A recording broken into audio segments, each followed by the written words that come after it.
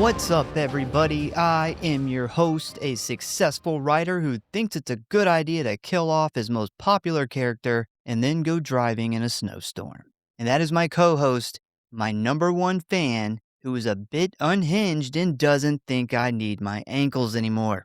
And welcome to the Grindhouse Syndicate, where today we kick off Listener Appreciation Month, where all month long, you guys pick the movies that we cover.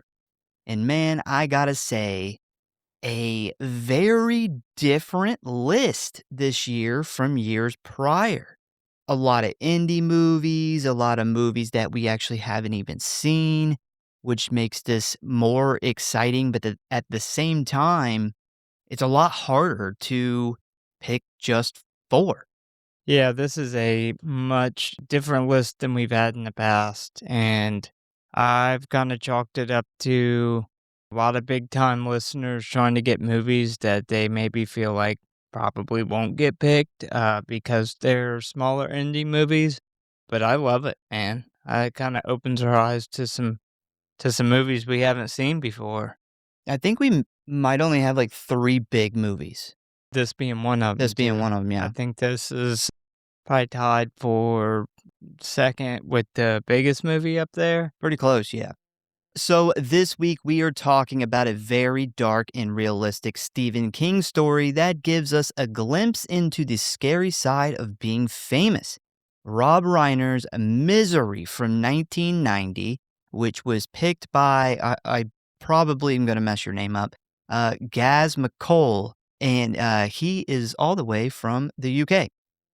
Of course, Rob Reiner was unfortunately murdered, allegedly, by his mentally ill son in December of last year. It was very unfortunate, which made watching all of his interviews and behind the scenes stuff this week kind of sad. He seemed like a very nice guy who loved making movies, and he appeared to be a fantastic family man, remarking in many of these different interviews about how he was making movies that his kids would be proud of. It's just like an all around shitty situation. And, my heart goes out to his children who not only lost like both their parents in this, but also essentially their brother as well, assuming he really, committed the crime, which all signs point to him being the only one who could have done it.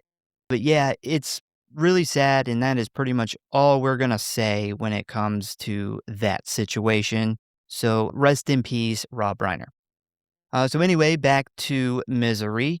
So this was my week to pick, and as soon as I saw Misery on the board, I snatched it up. And the reason why is because I'm a big fan of the book.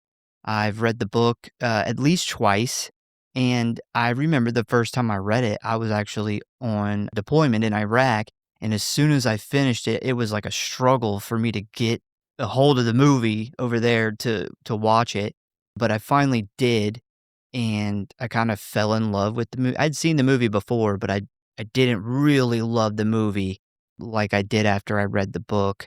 But yeah, fantastic movie. I personally love it, and it was immediately one of my picks.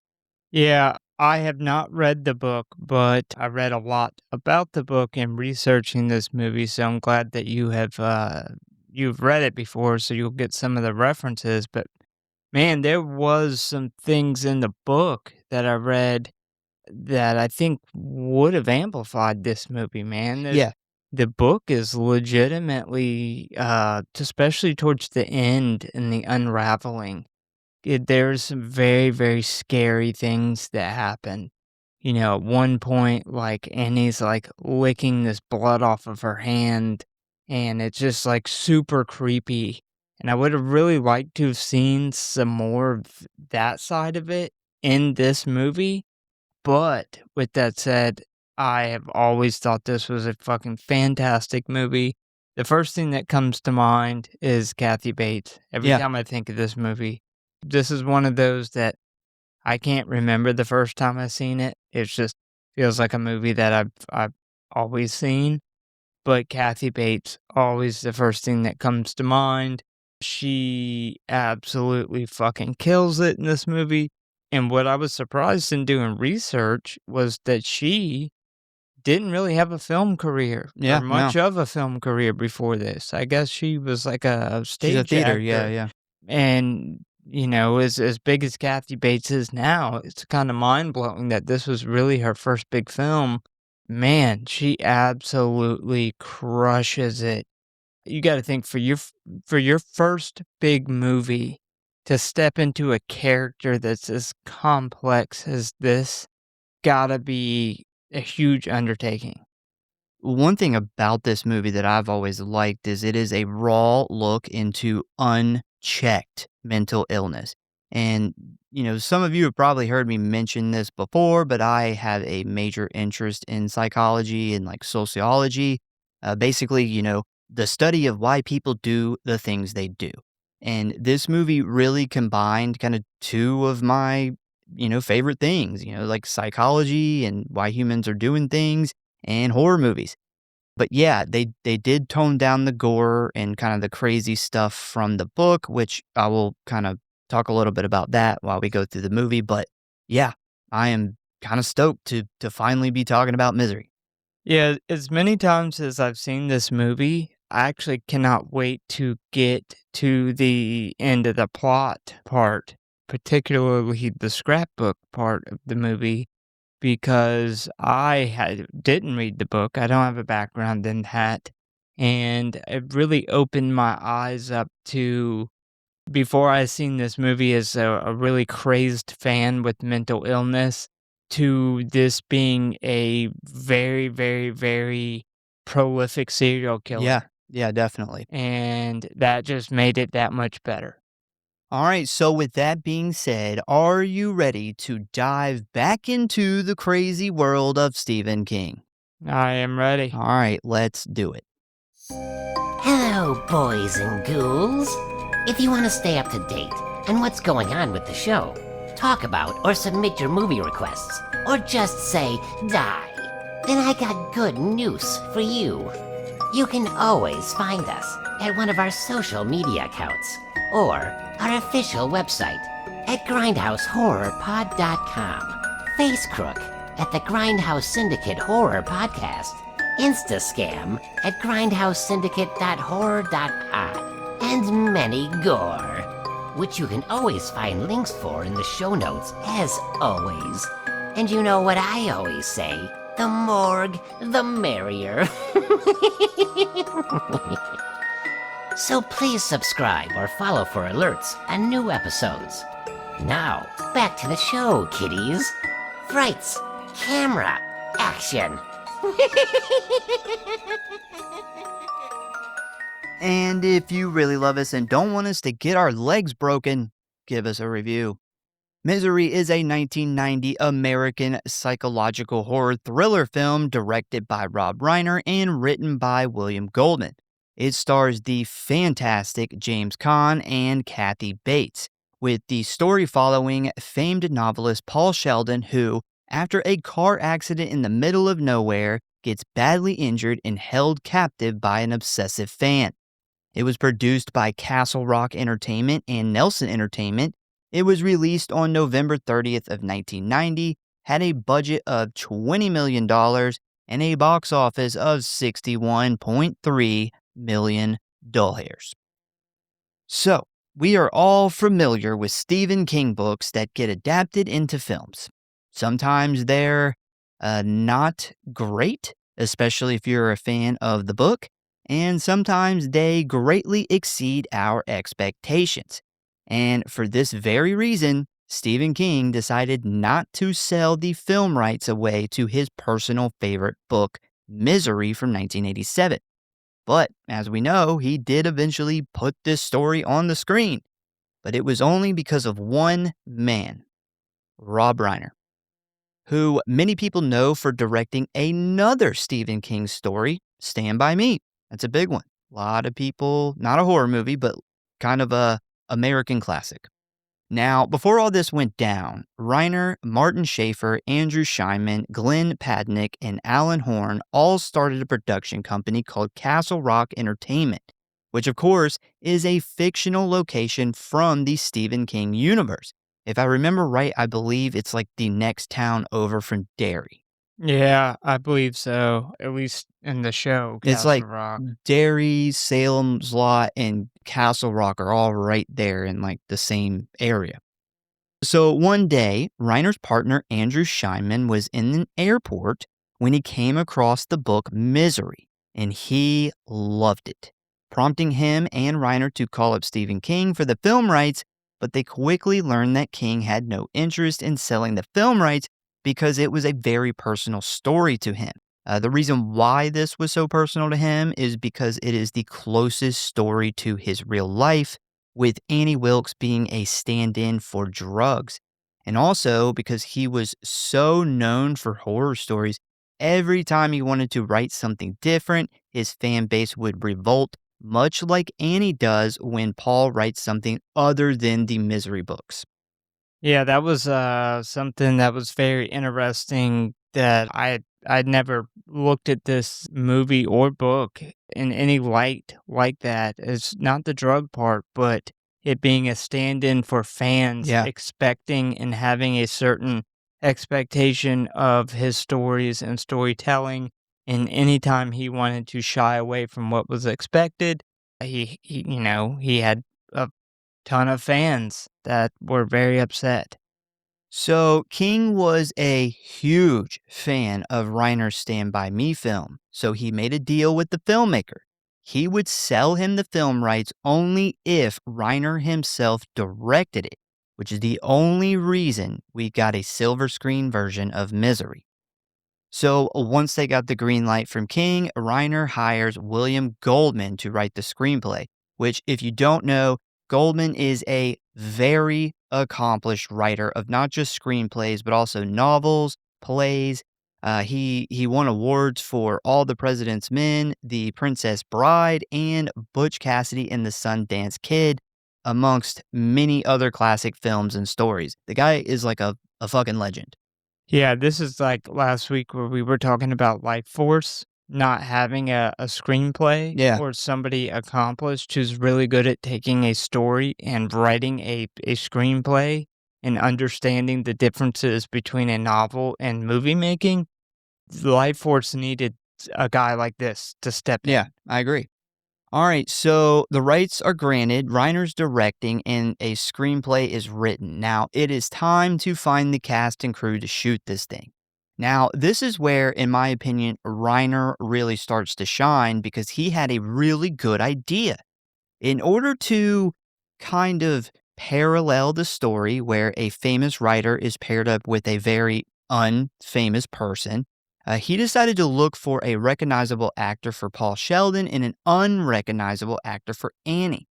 Now, the list for Sheldon is a long but impressive one that includes William Hurt, Kevin Kline, Michael Douglas, Harrison Ford, Dustin Hoffman, Robert De Niro, Al Pacino, Richard Dreyfuss, Gene Hackman, Robert Redford, and Warren Beatty, who all passed except for Warren Beatty, who actually accepted the role but dropped out right before production because of his attachment to the film Dick Tracy. This eventually led Reiner to contact longtime Hollywood actor James Caan, who my generation knows best as Buddy's uptight dad in the holiday classic Elf. Yeah. Yeah, I forgot he played an elf. Yeah, he used to be a much bigger movie star in his younger years, but that's kind of where we know him from. But yeah, he took the role, and I think it's safe to say he was a really good choice. They then set out to find an actress for Annie, which led them to contacting Angelica Houston and Bette Midler, who, thank God, both turned down the role, with Midler almost accepting it, but she wanted the violence toned down, which I say, it's a fucking Stephen King story. Yeah, I already And think the violence is pretty toned it's down very toned down, yeah. compared to the book, so yeah, yeah, fuck that. Now, remember Goldman, the screenwriter? Well, when Reiner was working on The Princess Bride, Goldman was the one who recommended famous wrestler Andre the Giant for that role. So, years later, when he recommended theater star Kathy Bates for the role of Annie Wilkes, Reiner trusted his judgment contacted her, and after an audition, he offered her the role, which she gladly accepted. And I think this was a grand slam decision and the big reason why we are talking about this movie today. Yeah, it's interesting. Kathy Bates said a friend of hers had suggested this book, years prior and was like, yeah, if this is ever made into a movie, you should play this part. And she was like, yeah, sure. If that ever happens, Yeah, that's yeah. But, crazy. she wasn't even in movies at the time. She was trying to get into movies, I guess. But yeah, yeah, what a coincidence. So, two fun facts here, actually. One, Town Sheriff Buster originally had a deputy that wasn't his wife, and that role was given to Billy Bob Thornton. Now, I'm not sure if he actually accepted the role or not, but the role ended up being cut from the film, before production started, hence, no Billy Bob. Two, apparently American Horror Story legend Jessica Lange was considered for the role of Annie, which is crazy because when she left American Horror Story, Kathy Bates joined that cast. Yeah, and I love Jessica Lange, but Oh, yeah. man, I could not imagine anybody but Kathy Bates in this role. Agree. Like, even whenever Castle Rock, I think it was season 2 or 3, Yeah. goes back and shows her when she was a little younger as a nurse moving around, that actress, I don't remember her name, but she very much bases that character off of Kathy Bates' version of Annie, and she killed it, knocked it out of the park too, but Kathy Bates made this character. Yeah, you have to base that character off of Kathy Bates. Yeah. Yeah, you just have to. So one more thing I want to add in here before we jump over to filming, because I think he deserves like way more credit than he probably gets. Reiner brought in a cinematographer he had worked with before named Barry Sonnenfeld, who has shot and worked on a bunch of films you've definitely seen. But I personally think the shots in this movie are so important to the feeling you get when you're like essentially in the room with this very unhinged person. And one of the really creative ways he pulled that off was he used a very wide lens, like meant for far back wide shots, and he put it super close to Kathy Bates' face while she's screaming at Paul. And it really makes you feel like she is screaming at you. It slightly distorted her face, but kind of like you could see her face, but you can also see a little bit of what's on the left and right of her. And it's kind of like your peripherals, and it just, makes it feel really unsettling during those scenes. Well, it changing her face to kind of very much when you're watching it, you can almost see the flip being switched inside of her, and using that on her freak out shots especially really amplified that. And I wanna go back to what you were saying about casting, because I think it's really, really it was a genius move, but what you were saying was, for the famous Hollywood writer to get the most famous actor that you could, but then for the unknown fan that nobody would know, cast somebody who was relatively unknown. And just the psychological thing that that does to a viewer, knowing the famous writer in the movie, you know James Caan's face, you've seen it a million times, and then you have this fan that you've never seen in a movie before, it's completely new to you. Like the psychology behind that, I think was genius. Yeah, I agree. So, principal photography began on February 20th in 1990 in Genoa, Nevada, as a stand in for Silver Creek, Colorado, with interior scenes being filmed at Hollywood Center Studios. Which honestly, I was super surprised that this was Nevada, because when I think about Nevada, I think like hot desert, and this place does a really good job pretending to be Colorado. Yeah, I guess parts of Nevada get really cold. I guess so. Now, two things I've found interesting about filming. One, James Caan was apparently a very active guy, super into sports, always ready to get up and go, just to, do something exciting outside. And Reiner knew this. So during shooting, when Caan had to stay in bed for like 15 weeks straight, he knew it was going to cause the actor to kind of go out of his mind, which was perfect. And when Khan started to complain, Reiner would just tell him to use that frustration for his character. Now, number 2 is James Caan and Kathy Bates clashed over their acting methods at first. Caan believed in as little rehearsal as possible, with Bates, considering her theater background, was used to a lot of rehearsal. This ended up causing her to complain to Reiner that Caan was not attempting to relate or listen to her, where Reiner then told her to also use that frustration towards her character. Now, he also smoothed things over with them by kind of coming to an agreement over rehearsal time, which eventually led to her and Caan to get along much better.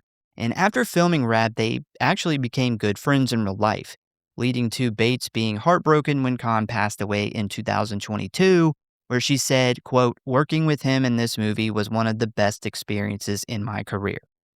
Yeah, that's really interesting, going to show the contrast in personalities that are on screen, but also behind the scenes. With her, one thing I've seen was, she had read the book prior. She put a lot of thought into the character. Obviously, she wanted to rehearse a lot. James Caan said he never read the book. He very much was a on the spot, in the moment type of actor, which shows through his anger and frustration, of being sat in a bed for 15 weeks, where she very much, put a lot of thought into the psychology of this character, and it really fucking works Yeah, it does. extremely well. So, filming wrapped on May 31st of 1990, with the film quickly heading into post-production. Misery was released on November 30th of 1990, where it grossed a little over $10 million, landing at number 2 behind holiday classic Home Alone, where it eventually raked in $61 million total. And needless to say, reviews were pretty good, with many critics pointing out both Caan and Bates' performances and claiming this to be the best Stephen King adaptation to date. Roger Ebert, which, thanks to an awesome listener named Angie Wright, pointed out to me a few weeks ago that he has indeed been dead this whole time we've been doing this show. What? Yeah, but yeah, but he Oh, fuck. yeah, but he gave the film 3 out of 4 stars. Variety called it a commercial gothic thriller, and the New York Times gushed about Kathy Bates' performance, calling it, quote, "a genuinely funny performance as the Mad Annie." In Stephen King's 2009 collection called Stephen King Goes to the Movies, he stated that Misery is one of his top 10 favorite adaptations ever. This movie rocketed Kathy Bates into stardom, effectively launching her career as a big-budget Hollywood actress, leading her to become the first woman to win an Oscar for Best Actress in a horror or thriller film in 1991. Kathy Bates carrying the torch for horror and into history. Yeah. That's gotta be crazy for her on her first big movie to just get, to knock it out of the park and get that much, fame, Yeah. immediately. And at the award show, Reiner told Kathy Bates, like, "Don't expect to win. Like, you got nominated, but horror never wins." And she won. Yeah, I'm still shocked at the Robert Ebert thing. That means that we're going to run out of, like, it Eventually, yeah. makes me feel bad because, we're gonna have newer, awesome shit show horror movies that are just super gory, and we're not going to have Roger Ebert to shit all over them. Unless they get an AI Roger Ebert, from the grave. We might have to make an AI Yeah. Roger Ebert. So in 2003, Annie Wilkes was ranked number 17 on AFI's 100 Years, 100 Heroes and Villains list. She also landed on Bravo's 100 Scariest Movie Moments for the Sledgehammer scene. And in 2014, What Culture ranked Kathy Bates' Annie Wilkes as one of the 10 most convincing movie psychopaths. New Line Video released Misery on VHS on July 11th of 1991 and then again in 1992. Then in December of 1998, it was released for the first time on DVD by MGM Home Entertainment. A 25th anniversary edition was released on both DVD and Blu-ray in 2015, followed by Scream Factory's Collector's Edition Blu-ray on November 28th of 2017, which is the version that we used for this episode. Also, another fun fact, despite being around for years at this point, Misery was New Line's first home video release. To add to that, because I just found this out today because I want to add it, there is 4K of this movie, Kino, Kino Lorber. Yeah. yes, it came out on October 12th of 2021. I Yep. had no idea that there was I figured that Scream Factory would have re-released this as a 4K, like they got a lot of heat for in the last year or so. But no, it's Kino Lorber, Yep. which is they generally do really good with their 4K transfers. So thankfully, the film has never been remade, but if you just can't get enough of Annie Wilkes, fear not, because season 2 of Hulu's Castle Rock serves as a prequel to Misery and Annie Wilkes' story, with Annie being played by the fantastic Lizzie Kaplan, who we talked about during our Cobweb episode. So we've both seen Castle Rock, awesome show if you're a Stephen King fan. I actually canceled Hulu over when they ended that show. But I will say it is loosely based on Annie Wilkes and Misery. Yeah. Things don't line up. Yeah, they consider it non-canon, but it is a very, very entertaining show, and the actress that plays her Nails it. Yeah. absolutely knocks it out of the park playing Kathy Bates' version of Annie. All right, so ratings. Rotten Tom, 86%. IMDb, a 7.8 out of 10. Letterboxd, finally, we're out of the threes, 4 stars out of 5. And the Google average audience rating is a 4.5 out of 5. If you would like to watch this movie, you can currently find it streaming for free on Tubi or for rent on Google Play, Fandango, YouTube, Apple TV, and Amazon for, get this, $14.99. Jesus. So rent a movie from 1990. Wow. Well, you can buy that 4K of Kino Lorber right now on Amazon for $19.99. Yeah, I think the Blu-ray Scream Factory one's like $17. Yeah, it's but cheaper than that, I Yeah. know. All right, so you ready to dive into the plot of Misery? Let's do it. All right, so we open up on a typewriter. And not just any typewriter, but a very specific, very well-used typewriter that has clearly seen a lot of miles. And as the keys begin to strike the page one by one, we see a man sitting there contently while surrounded by a bottle of champagne and one Lucky Strike cigarette. And this man is our main character, Paul Sheldon, who is a successful, celebrated, and frankly exhausted novelist who has spent the better part of his career writing a wildly popular series of Victorian-era romance novels centered around a character named Misery Chastain. And while these books have made him rich and famous, they have also become a prison of sorts, because Paul is a serious writer at heart, and Misery Chastain, beloved as she is not serious writing, at least to him. So we find Paul at a remote mountain lodge in Silver Creek, Colorado, where he has just finished typing the very last page of his new book.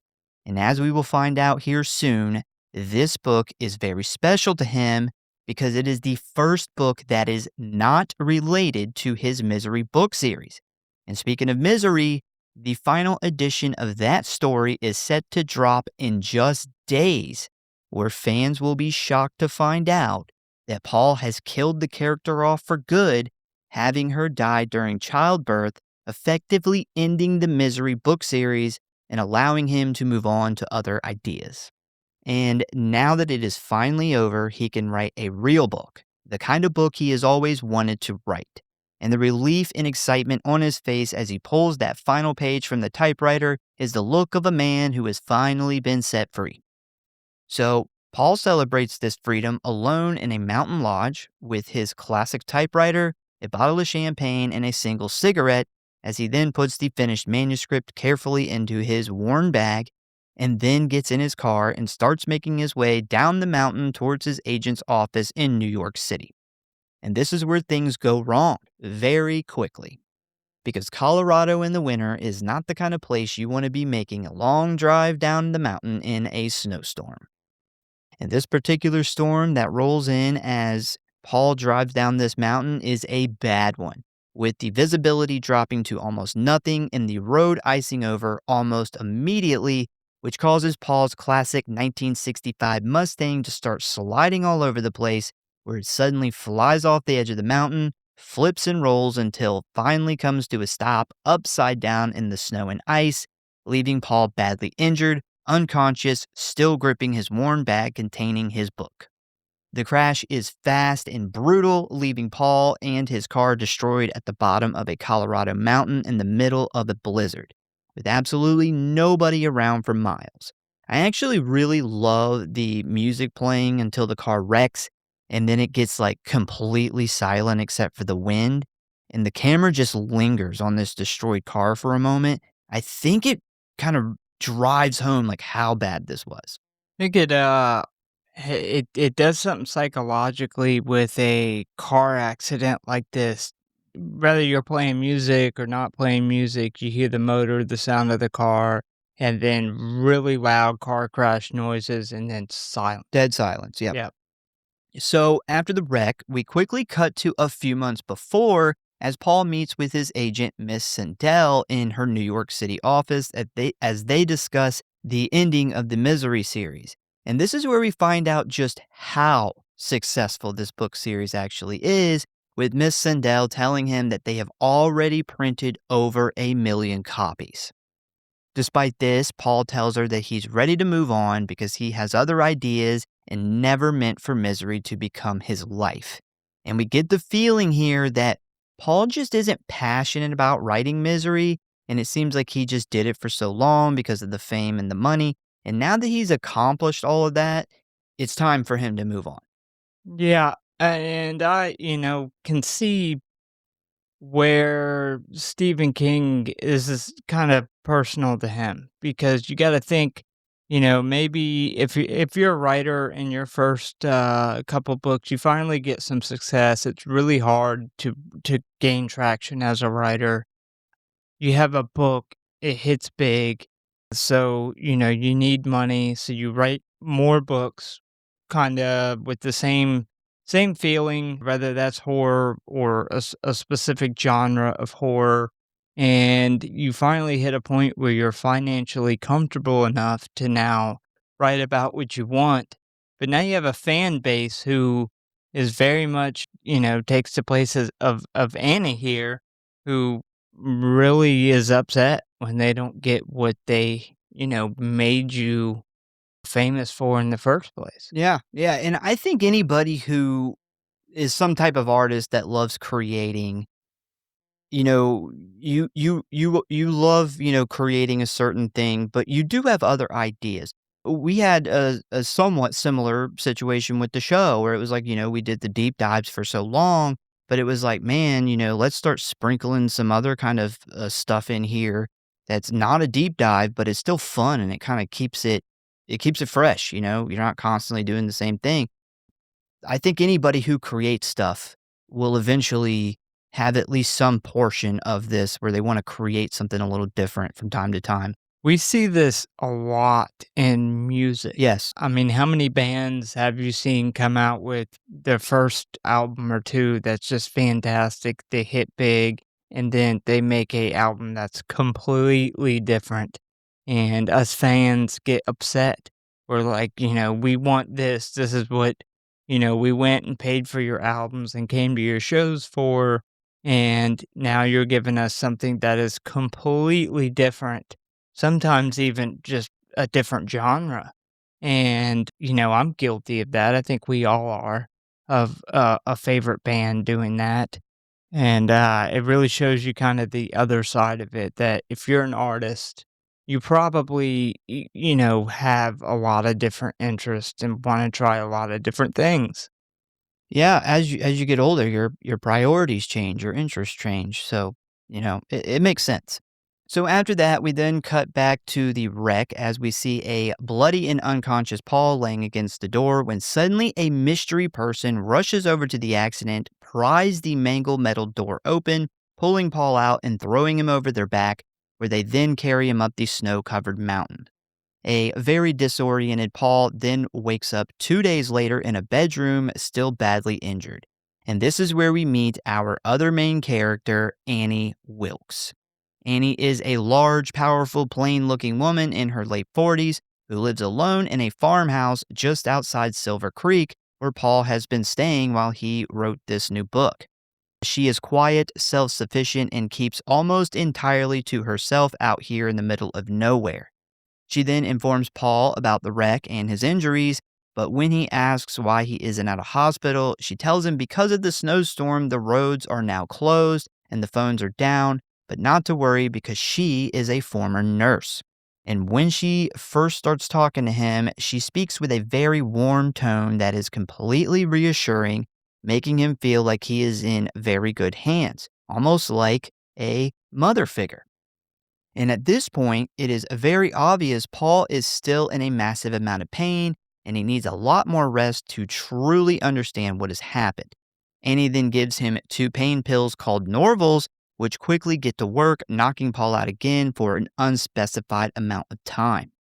So over the next several days, Paul drifts in and out of consciousness as Annie tends to his injuries, and during the moments when he is awake and lucid enough to have a conversation, Annie sits by his side and talks to him, and this is where things start to get interesting because Annie, it turns out, is not just any fan of Paul's work, she's his number 1 fan, which we will learn that that is probably fucking true.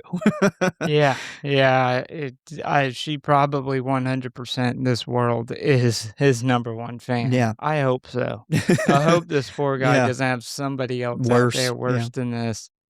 You see how fucked up his legs are? Oh, God. Yeah. Like, it's almost unsettling how nonchalant she is about how she has jerry-rigged the stents up on his legs. Like, it's almost creepy. They're gross. Look, they kinda gross me out, and, They're like and how big his feet are swollen. They're like Neanderthal feet, and it's just like, ugh. They're all purple, purple and blue veins running everywhere. yeah, It's all around just bad. yeah, they're fucked, and I think this is the first real glimpse into kinda just how nonchalant she is about it. It's kind of a glimpse into What's to her come? personality. So, yeah, she's his number 1 fan, and she is not exaggerating that statement, as we then find out she has read every single Misery Chastain novel multiple times. And it is not just Misery she is obsessed with, it is also Paul's writing style. So for her to have the Paul Sheldon in her house is pretty fucking mind-blowing to her. Now, once Paul is more stable and awake, we find out a little more about how severe his injuries are. His shoulder was badly dislocated, causing Annie to force it back in there, and his legs both have compound fractures in the tibia, with his right leg also having a compound fracture of the fibia. We then see her pull the blanket back to show him all the work she did, and my God, they look fucking horrible. Yeah, I mean, she's saying, like, she could hear the bones moving as she was trying to stent them out, and it's like, "Oh god." Yeah, and if you don't know what a compound fracture is, it is when the bone bursts through the skin. Yep. Yeah. So after that, we then jump to New York, where we see a concerned Miss Sandell call up local law enforcement down in Silver Creek, and this is where we meet the last 2 main characters. First, we have Buster, the town sheriff, and apparently the police chief. He holds multiple jobs. And we see that he is kind of a laid back, relaxed guy who he seems content until some trouble pops up or somebody needs help. And then we have the only person that works for him, his secretary, office manager, deputy, and wife, Virginia. And we immediately get the feeling that despite these 2 giving each other a hard time constantly, they both deep down love each other and are totally satisfied with their relationship. I honestly love these 2 characters, especially Buster. Neither one of them were in the book. I think they're kind of, I think Buster's like there was multiple cops in the book, and I think they kind of just combined them into one. But I think they're fantastic additions to the story. Yeah, and that's another thing about, like, taking a novel and turning it into a screenplay. To take a couple different characters from the novel that were police officers and making them this main character cop in this really small town, I think was really smart. Yeah. So she calls and gets Buster on the phone because Paul has been missing for a week now. His daughter's freaking out, and he should have at least called somebody at this point.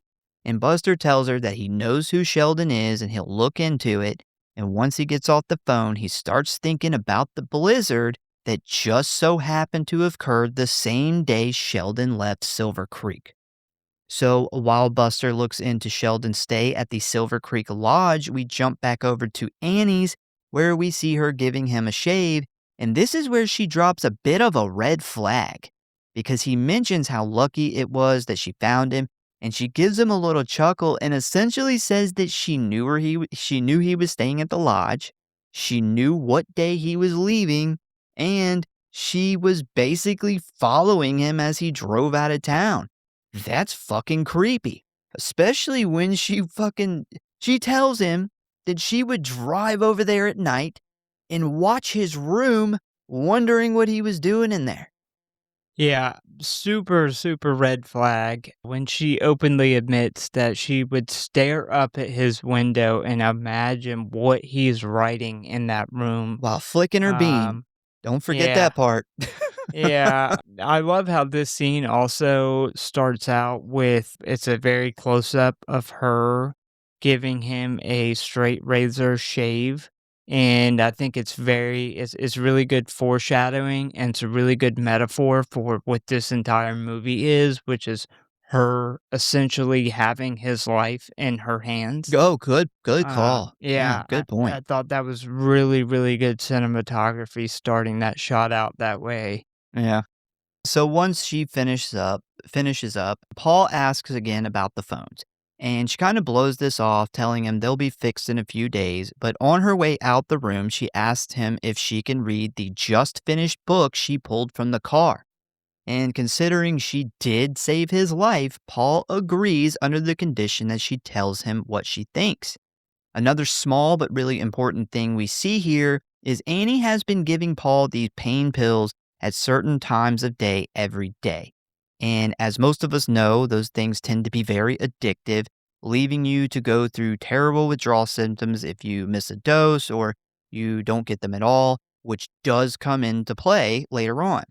So after that, we then jump to later on that evening where we see Annie feeding Paul some soup, when suddenly she brings up the book that she asked to read. And Paul can quickly tell that she is holding back something that she doesn't like about it. He pauses eating and tells her to give it to him straight, where she finally blurts out a complaint about all of the foul language. Paul tries to explain to her that the characters in the book are kids that grew up in the slums, and considering, he also grew up in the slums, he knows that is how they speak.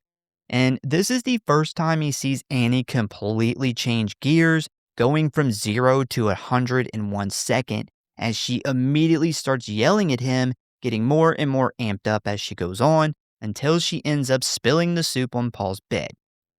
Yeah, this is the first really big red flag, especially what she follows this up with, and it's the first sign that Paul might be in some trouble. But one thing that just hit me when you said that is I think that this was purposely put in there by Stephen King with this book being very personal to him because in his books he uses a lot of foul language. He has some very sexual things in Yeah, some yeah. books, and he's gotten a lot of criticism on some of his books for that very thing. So I think that this was a very particular, very thought out thing, specific thing to put in here as something that he dealt with criticism in real life about. That is another fantastic catch. You're on fire. Yeah, That was good. that literally I hit didn't. me as you said that. And I Right was over my like, head, man. So, yeah, she spills the soup, and as soon as she spots what she did, she leaps up from her chair and screams at Paul, "Look at what you made me do," leaving Paul totally confused about what just happened and how things spun out of control so fast. Annie quickly notices the look on Paul's face, causing her to immediately downshift, and tells him sometimes she gets really worked up. She then apologizes a few times until finally Paul forgives her, which she follows up with an awkward silence before saying, I love you, Paul. I mean, I love your mind and creativity. Yeah. She She's slips up. This bitch is crazy. Yeah. She realizes how crazy that sounded, and this is gonna be a thing that is a recurring going back and forth. You really think that she's smarter than she plays off to be, Yeah. and his writing and this whole story universe that she immerses herself in is one of her few weaknesses. Yeah. We'll talk about it later on because I actually kind of bring in a lot of the real life kind of mental disorders and stuff later on when we start seeing more. But yeah, she doesn't quite live in the real world. So Annie then realizes how fucking nuts she just made herself look to her beloved Paul Sheldon, grabbing the food tray and quickly doing the walk of shame out of the room, leaving Paul worried and confused.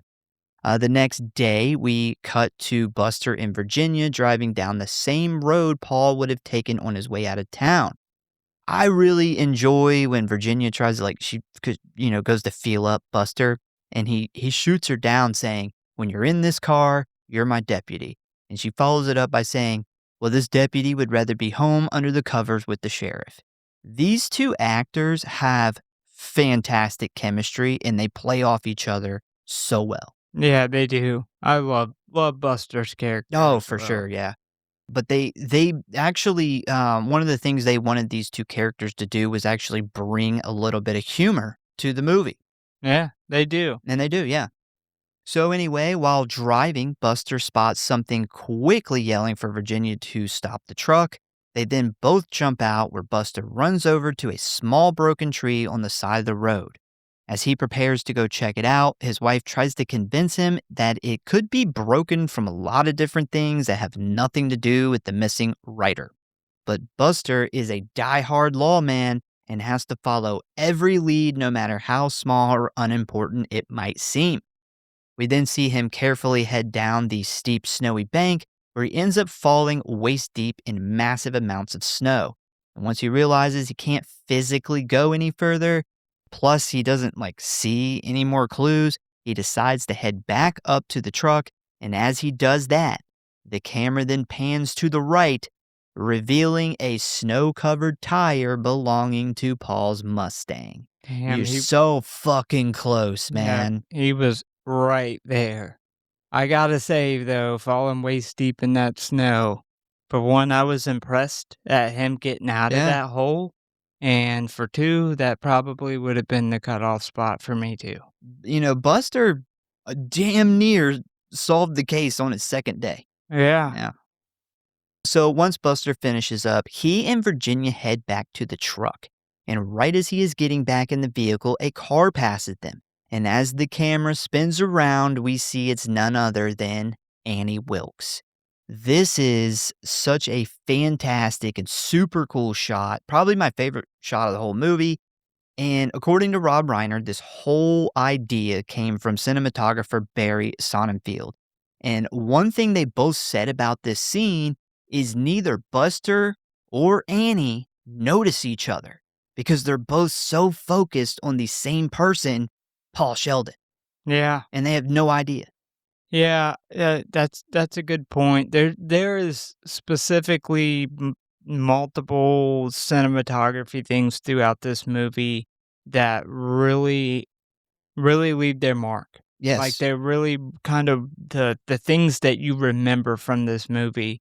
And with that, I think the cinematography is one of the things that are really not talked about when it Yes. comes to this, Yeah, I and agree. yeah, I think that it deserves a lot of credit. So, a little later on, we see Annie arrive back from town where she excitedly runs into Paul's room to show him the new Misery book that just came out. Now, the whole time Annie is nonstop talking about how she can't wait to read it, Paul has this very concerned look on his face because he knows that at the end of that book, Misery Chastain dies. and he has no fucking idea how Annie's going to take it. So from this point on, he has an invisible clock just ticking over his head, and he is dreading for when that timer runs out and Annie confronts him over this. But she does offer him some good news. She tells him that while she was in town, she called the hospital and talked to a doctor, explaining what had happened to him in the wreck, and the doctor said as long as it doesn't get infected, he should be fine. And once the road's clear, they are going to send an ambulance to get him. She also called his agent and informed her of what is going on, so at least some people know where he is and will be coming to get him out of here in like a day or two. So, right after this, Paul's door swings open where he is greeted by a fucking pig, which is Annie's pet that she named, you guessed it, Misery. And by his reaction, he isn't very excited to meet this pig. So sometimes Annie is like, like when a hyper ass kid will get on your nerves after a while? That's kind of what she reminds me of in the first part of this movie. And, it's almost like she's so wholesome that she doesn't know how like real adults act. And because of that, she's oblivious to how other adults would feel about, certain situations. Like if you're in serious pain, just laying there with like no TV, no radio, you're just staring up at the fucking ceiling, just hurting. You don't want an animal to jump on you. Yeah, we'll touch on this more because I think that there is a lot of psychological things at play with Annie, but she very much throughout the early parts of this story shows some signs of manic episode, Yeah. mania.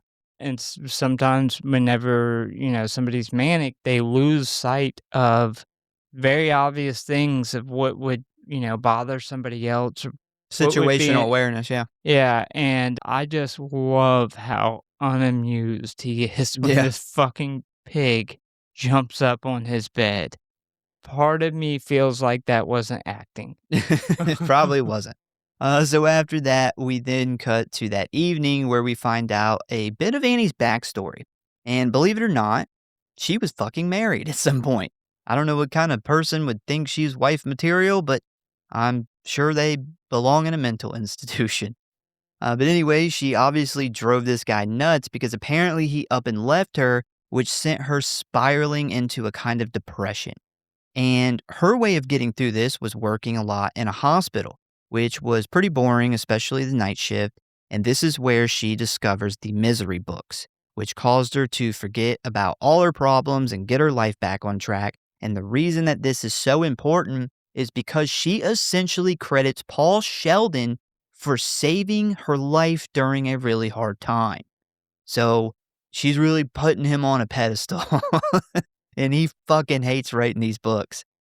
So while she's pouring her heart out to him, he's pissing in a plastic jar in front of him, which makes him feel really awkward. And the worst part of all is, as she walks out of the room, she tells him that she only has 2 chapters left in the new book.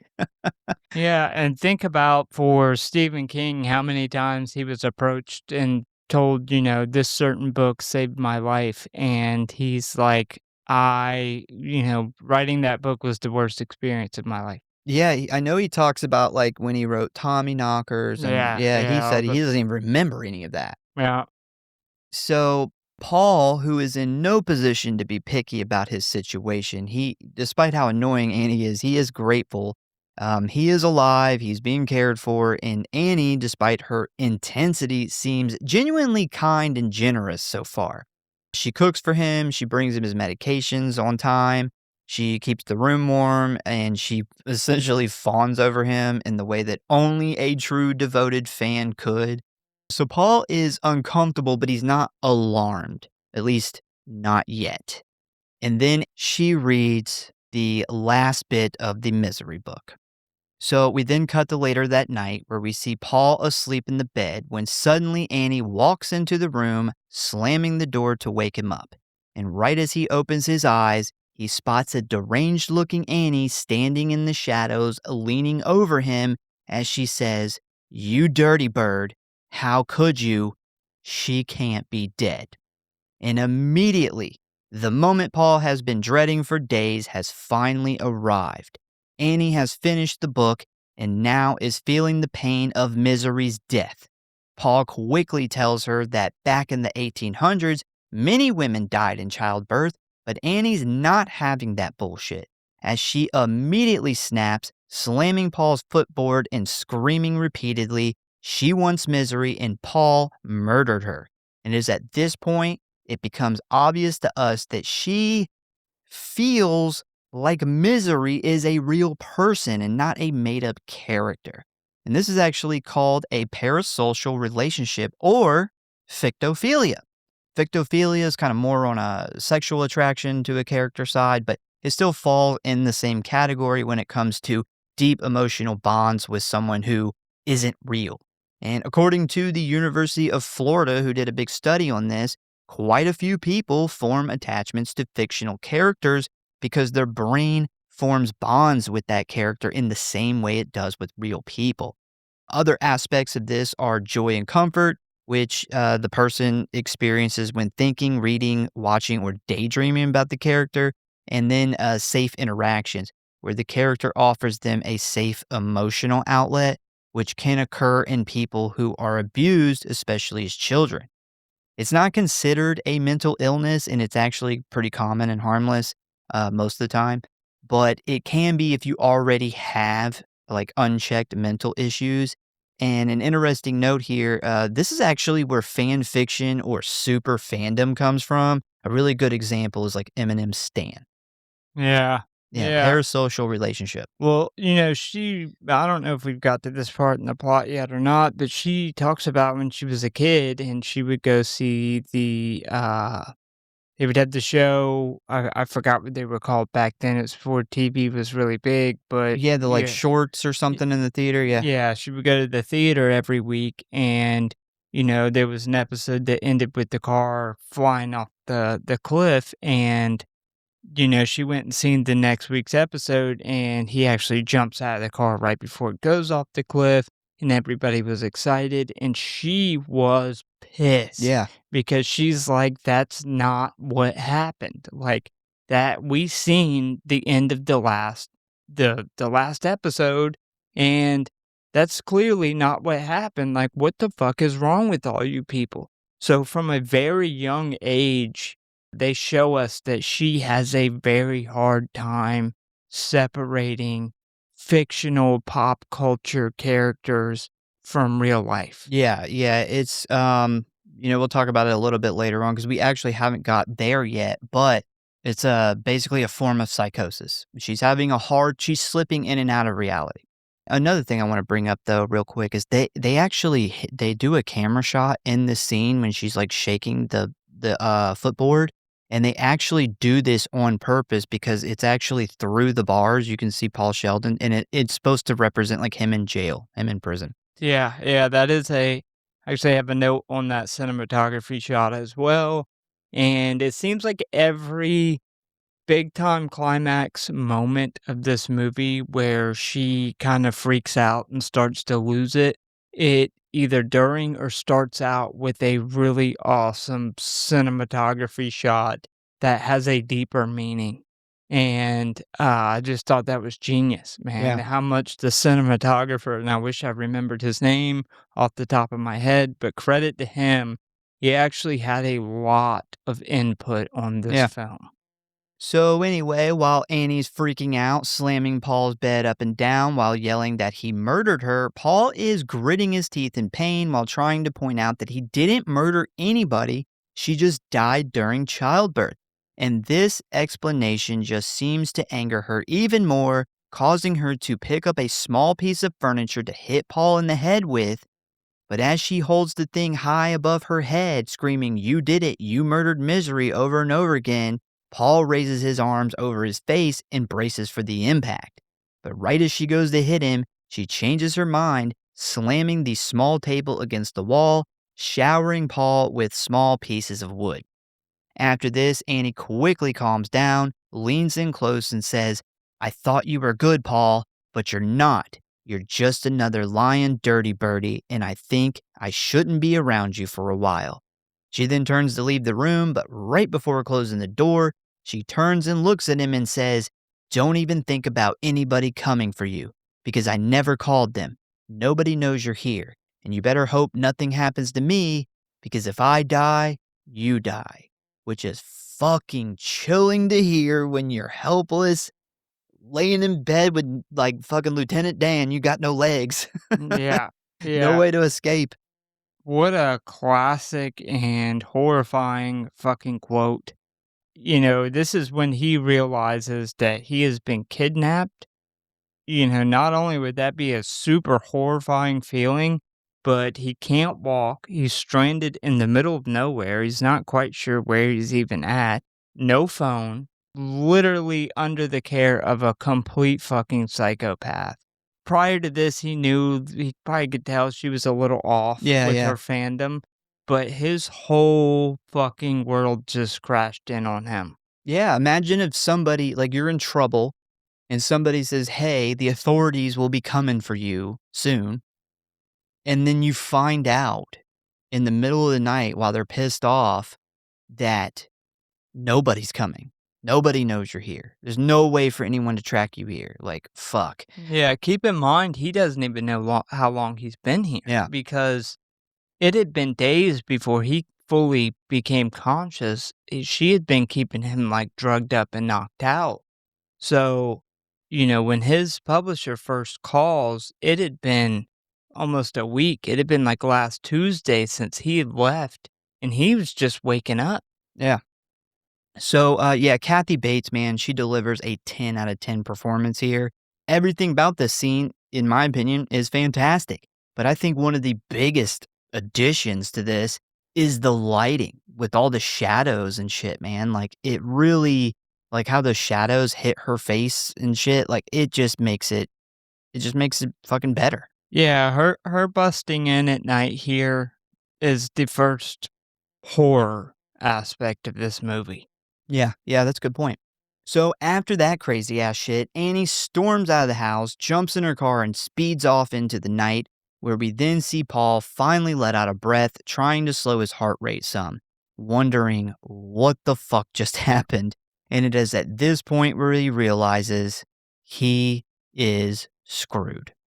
After he thinks about it for a moment, we see him attempt to climb out of bed to escape, but as soon as he hits the floor, red hot pain surges through his body, causing him to scream out. Despite this, though, he does manage to crawl over to the bedroom door, but unfortunately, he discovers that it is locked from the outside, essentially trapping him in here until Annie finally returns. We then cut to the next day where we see Buster on the phone with Paul's agent, Miss Sindel, explaining that they don't really know anything yet. We also see here that the local newspaper is running a story on the missing author, asking local residents to report any information if they have it. So I noticed a mistake here. The newspaper article lists his agent's name as Marcia Bell instead of Marcia Sindel. And I was like, oh shit, I got her name fucking wrong. I haven't done that in a while. So I was like, oh, I got to go back through the whole episode and change it. But I was like, well, let me look it up first. And I checked in multiple places, dude. It is indeed Sindel. So they've just fucked it up in this article. Well, you know, they had somebody who was working on the movie that had a less important job, Yeah. like do this article Yeah. and put it together, and they fucking blew it. So Buster also informs her that he is working with the state police on Sheldon's disappearance and he has contacted the FBI.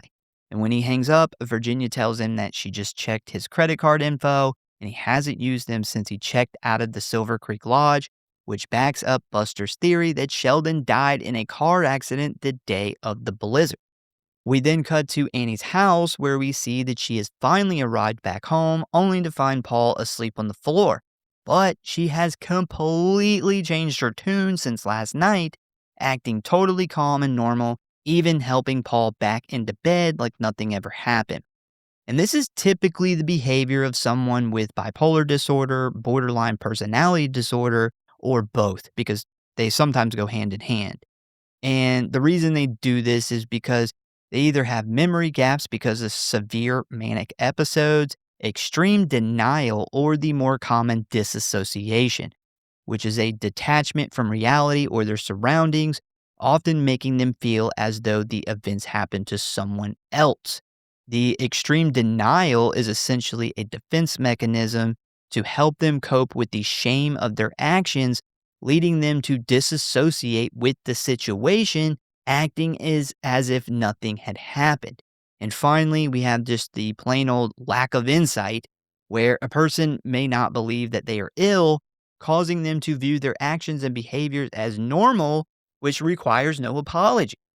So, very complicated brain stuff here happening. Yeah, the borderline personality and bipolar, I could definitely see that with her going from, this completely crazy freak out to coming in super happy.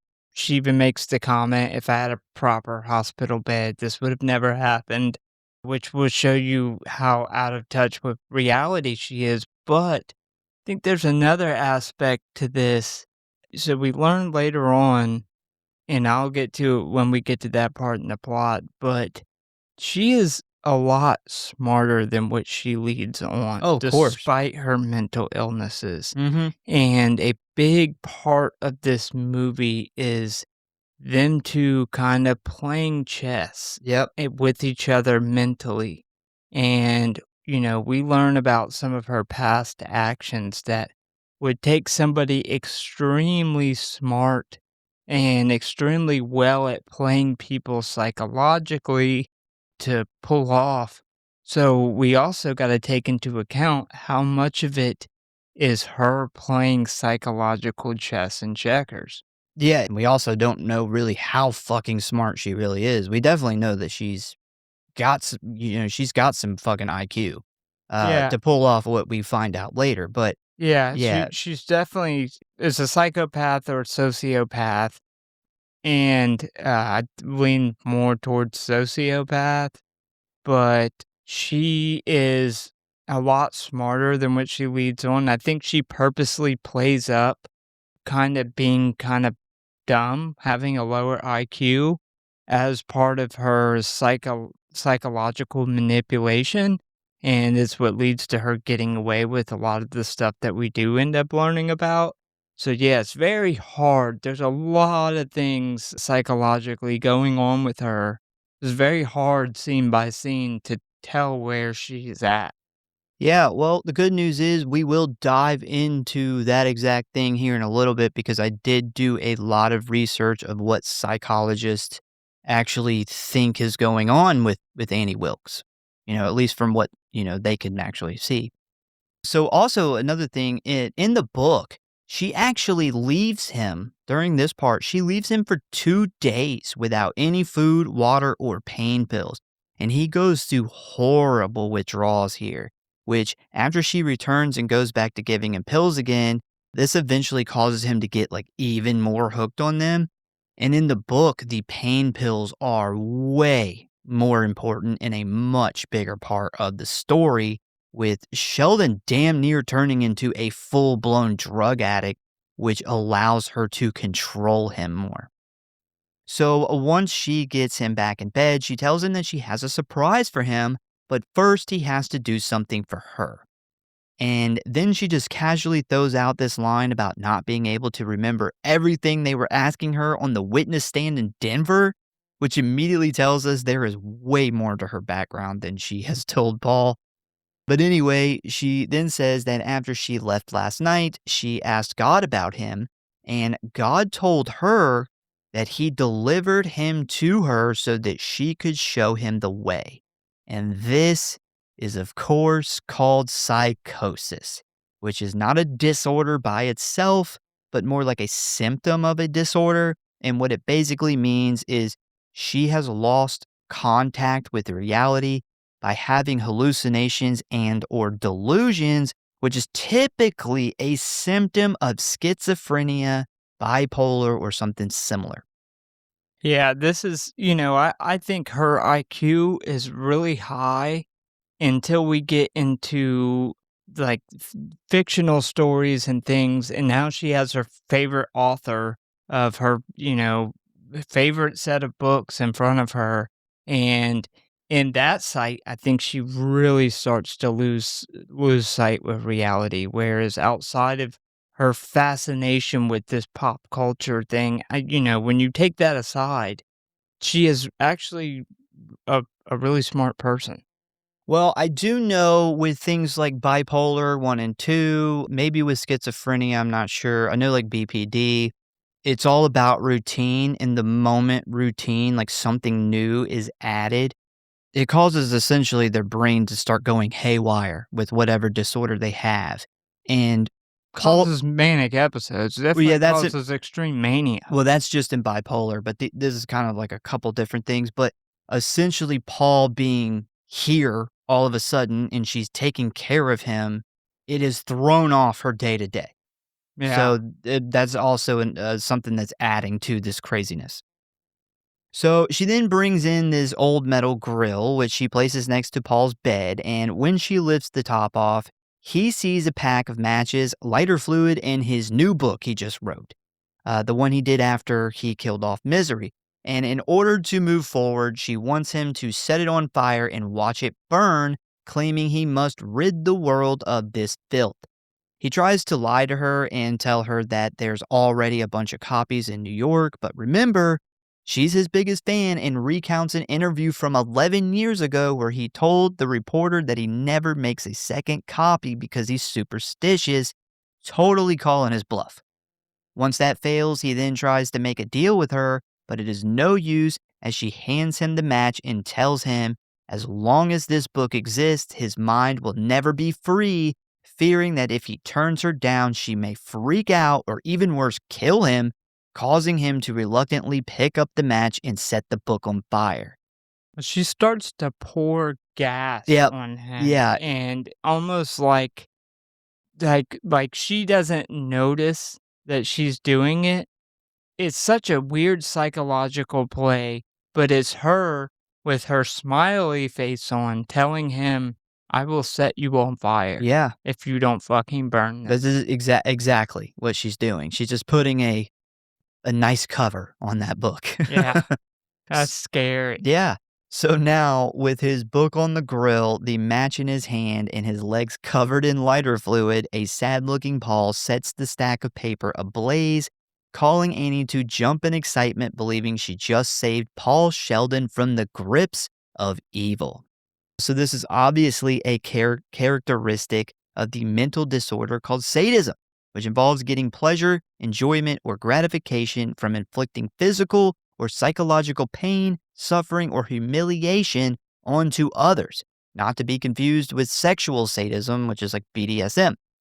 This is actually considered a personality disorder called a dark personality trait, which is grouped in with a lack of empathy caused by psychopathy, narcissism, or Machiavellianism.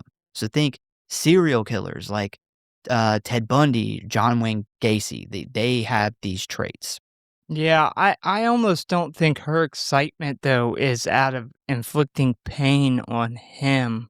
Maybe a little bit in punishment of what he did to her character, but I think she truly believes that God has spoken to her and that she needs him to burn this to save her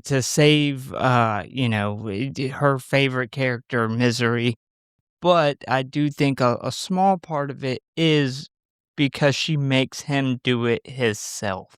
Well, I think, It's the humiliation yeah, and factor. that's a big part of sadism. I could definitely see her having the psychopathy. Essentially, she's a psychopath. Definitely, probably a little bit of narcissism spread in there. But I think the big tell is when he lights it, how excited she is. Yeah, Yeah. I mean, she's dancing around the room. She's excited. So after she makes him burn his book, they both get startled by a very low approaching helicopter, which we see is being flown by the state police in Buster, and they are looking for any signs of Paul's car. Buster then tells the pilot that there's nothing out this way and to head back to town as an extremely worried Paul watches them fly away through the window as a cheery Annie realizes the cops have no idea what she's doing. She then hands him his 2 pills and drags the girl out of the room as Paul then realizes nobody is coming to save him, and he is going to have to get himself out of this situation. He then decides not to take the drugs, stashing them between the mattress and box spring so he can more clearly think. So after a couple days, we see Annie has gotten Paul a wheelchair, which at first he thinks is kind of dumb, considering he isn't allowed to leave the room. But Annie quickly surprises him with a table and an old typewriter that is missing an N key. A fun fact, Stephen King also had an old typewriter that was missing the N key. So Paul is pretty confused about this, bringing up how she made him burn his last book. But Annie tells him that he is going to write his masterpiece, Misery Returns, where he is going to figure out how to bring Misery Chastain back to life and give all the credit to Annie, who will then be envied by the whole world.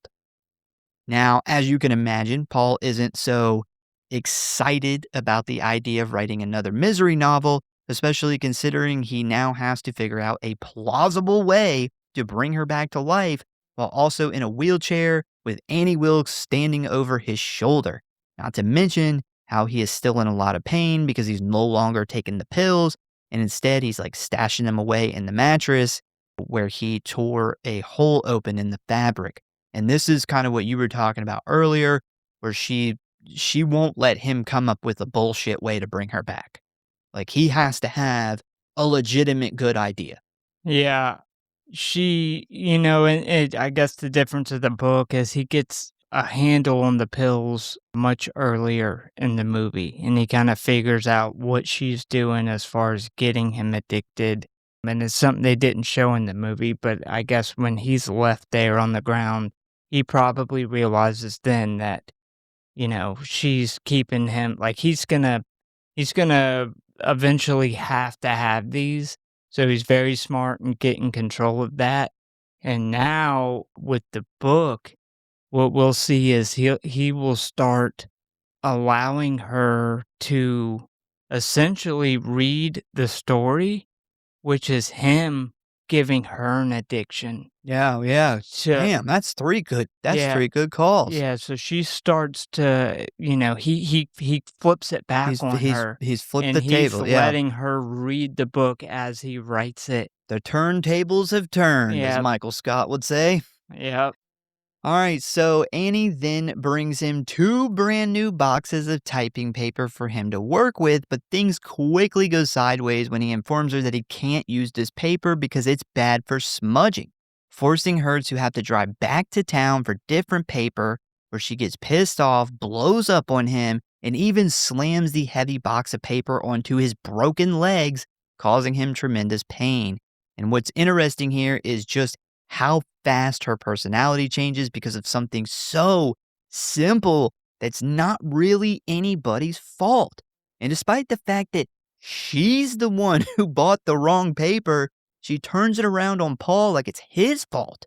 Well, here's the thing, though. I don't think she bought the wrong paper. I think any paper smudges right after it's come out of the typewriter. And he knows this, but he notices this hair clip on the ground. And he wants it, that yeah. you're about to talk about. And he knows that this is going to set her off, but it will distract her from seeing the paper clip and her picking it up off the ground while also getting her out of the house. That's I a good don't think point. he gives a fuck about the paper. I think he knows any paper will smudge. He's a writer, so he comes up with this bullshit line that he knows will set her off because he's starting to learn her tics. Yeah. And he does that specifically to distract her from taking this tool that he's going to try to get to escape out of this room. Yeah, at this point, we can see Paul is trying to play this thing as best he can. He's almost getting on her level and acting like everything's okay, like they're friends, and she hasn't threatened to kill him or, hit him with furniture or burn his books. And even with him doing this, though, and like walking on eggshells around her, he still manages to step on Annie Wilkes' landmines pretty frequently. And it just shows how mentally unstable she is. And there are indeed many people like her in the world. Yeah, I think there's a whole aspect to this movie that I never really paid much attention to until doing a deep dive, but from this point forward where he kinda gets on board, and it was this little trick that he pulled that he knew was gonna trip her up, set her off, it's back and forth between the 2. It is a mental, Tug of war. yeah, it's and there's things that I'll point out, but it's really cool when you pay close attention to what is going on psychologically between the 2. So once Annie speeds off in her car towards town, Paul manages to pick the lock on his door with a hairpin, finally giving him access to the rest of the house. And the first thing he does is try to use the phone. But after hearing no dial tone, he picks it up only to discover she has taken it apart so it won't work, making him realize that Annie is much smarter than he originally thought. So after giving up on the phone, he starts to explore the rest of the house, looking for something he can use to his advantage. And this is where he discovers that she has a whole stockpile of not just pain pills, but also a bunch of other medical supplies. He then grabs 2 packs of Norvell, closes the door, and continues searching the rest of the home. But after crawling through the kitchen, discovering the door is deadbolted, he hears Annie's approaching car, forcing him to quickly get back to his wheelchair and return to his room so Annie doesn't find out that he got free.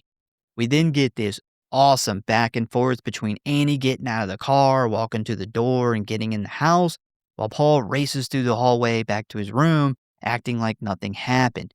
Unfortunately, though, he tries to hide the pills in his pants, but doesn't get them all the way in there in time before Annie enters the room, but he manages to think fast on his feet, covering the pills with his hand, pretending to be in pain.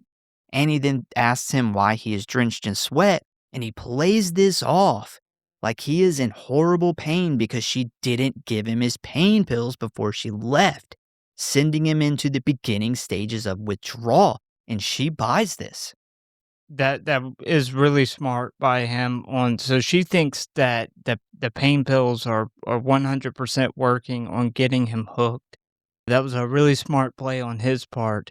Also, when he's going through the house, it is really important to mention that he bumps a table with a ceramic penguin on it. He catches it right before it breaks on the ground and he sets it back on the counter. But when he sets it back up there, it's facing a different direction. I mention it now because it's going to come up in a scene that I would say probably 99% of people don't notice. So I actually watched an interview with Rob Reiner about this particular scene in the editing room. And they tried this multiple times. Like they had like 10 different versions of this scene. And they were trying to build as much tension as they could. And one thing he pointed out was how the cuts between Paul and Annie, they actually get shorter and shorter the closer we get to the climax of the scene. And I love that they put that much effort into this because I think it really shows. Even though I have seen this movie like 8 or 9 times, it like that scene still kind of keeps me on the edge of my seat. I know what's going to happen, but it's it's really It gives you anxiety. it's really good at Right. like that. Yeah, Yeah. and I think that that was a really good job by them for editing it that way. That's one thing they do really, really well in this film is all of the tension building scenes. And it's almost like they make us, the viewer, scared of Annie Wilkes catching us. Like Y we're helping Paul. Yeah, he said that this was one of the scenes he was most proud of because of how much time they spent in the editing room to build the suspense up, and another thing he mentions that I think is really great and adds to it is the score behind it. Mm-hmm. They do a amazing job with the score and building this up, and like you said, no matter how many times you've seen the movie, you still are, like, scared he is going to get caught. So, yeah. Once she gets back, she gives Paul some more pills, giving him time to hide the 2 packs he stole. And once again, she's in a totally different mood than when she left, apologizing to him, talking about how excited she is to see what he writes, forcing him to play along and pretend that she didn't freak out on him and hit him before she took off. So, this does indeed happen in the book, but by this point, Paul is majorly hooked on the Norville and he actually doesn't try to escape. He actually goes looking for pills in this part in the book, which he does find him. He takes some, and another big difference in the book, which um, explains his addiction better. In the movie, she has him for weeks, maybe like a couple months, but in the book, I think she has him like 5 or 6 months. I think that's why they took the addiction part out of the movie, because the book could explain it a lot better over a very long period of time compared to the weeks that she has him. I think Rob Reiner said at one point in time how many weeks that she has him in the movie, but I don't remember, but I know it wasn't nowhere near as long as the book. Yeah, I mean, that goes back to highlighting the importance of having a really good screenwriter come in and know what's gonna transfer well into 2 hours. There's a lot of stuff in detail that has to get cut, and you gotta know what needs to be in there to tell a good story, and, I think that's a great example of it. So after that, something big happens that changes the search for Paul Sheldon. Buster ends up spotting the car from the helicopter, which causes the police to pull it out of the snow and hold a press conference, where the state police then announce that because the car was empty, they presume Sheldon crawled out after the wreck and died somewhere in the snow, effectively ending the search around Silver Creek, centralizing the search for his body in the woods where the car was found. When the snow starts to thaw. So basically, the state police, like all the law enforcement, they're done looking for this dude for months. But you know who's not fucking buying it? Buster. Because after looking at the car once it's pulled up, he notices the pry bar marks on the driver's side door from where Annie got him out. And after being married to the man for this long, Virginia immediately knows what he's thinking, causing Buster to look over at his wife and say, he didn't crawl out of this car by himself. Somebody helped him. Yeah, if I was missing, this is the guy I would Yeah. want on the case for sure. Like, even when the state police are pronouncing him dead, he's like, "Nope, I don't buy that shit." So we then cut back to Annie's house where we see Paul get a moment alone and just why he has been stashing these pills in this mattress this whole time. And after making a little envelope out of notebook paper, he begins to break open the capsules and pour the powdered drug in one by one, effectively combining like 20 of these things, which he plans on using to poison his #1 fan in order to escape. The only problem is, how does he get Annie to ingest it?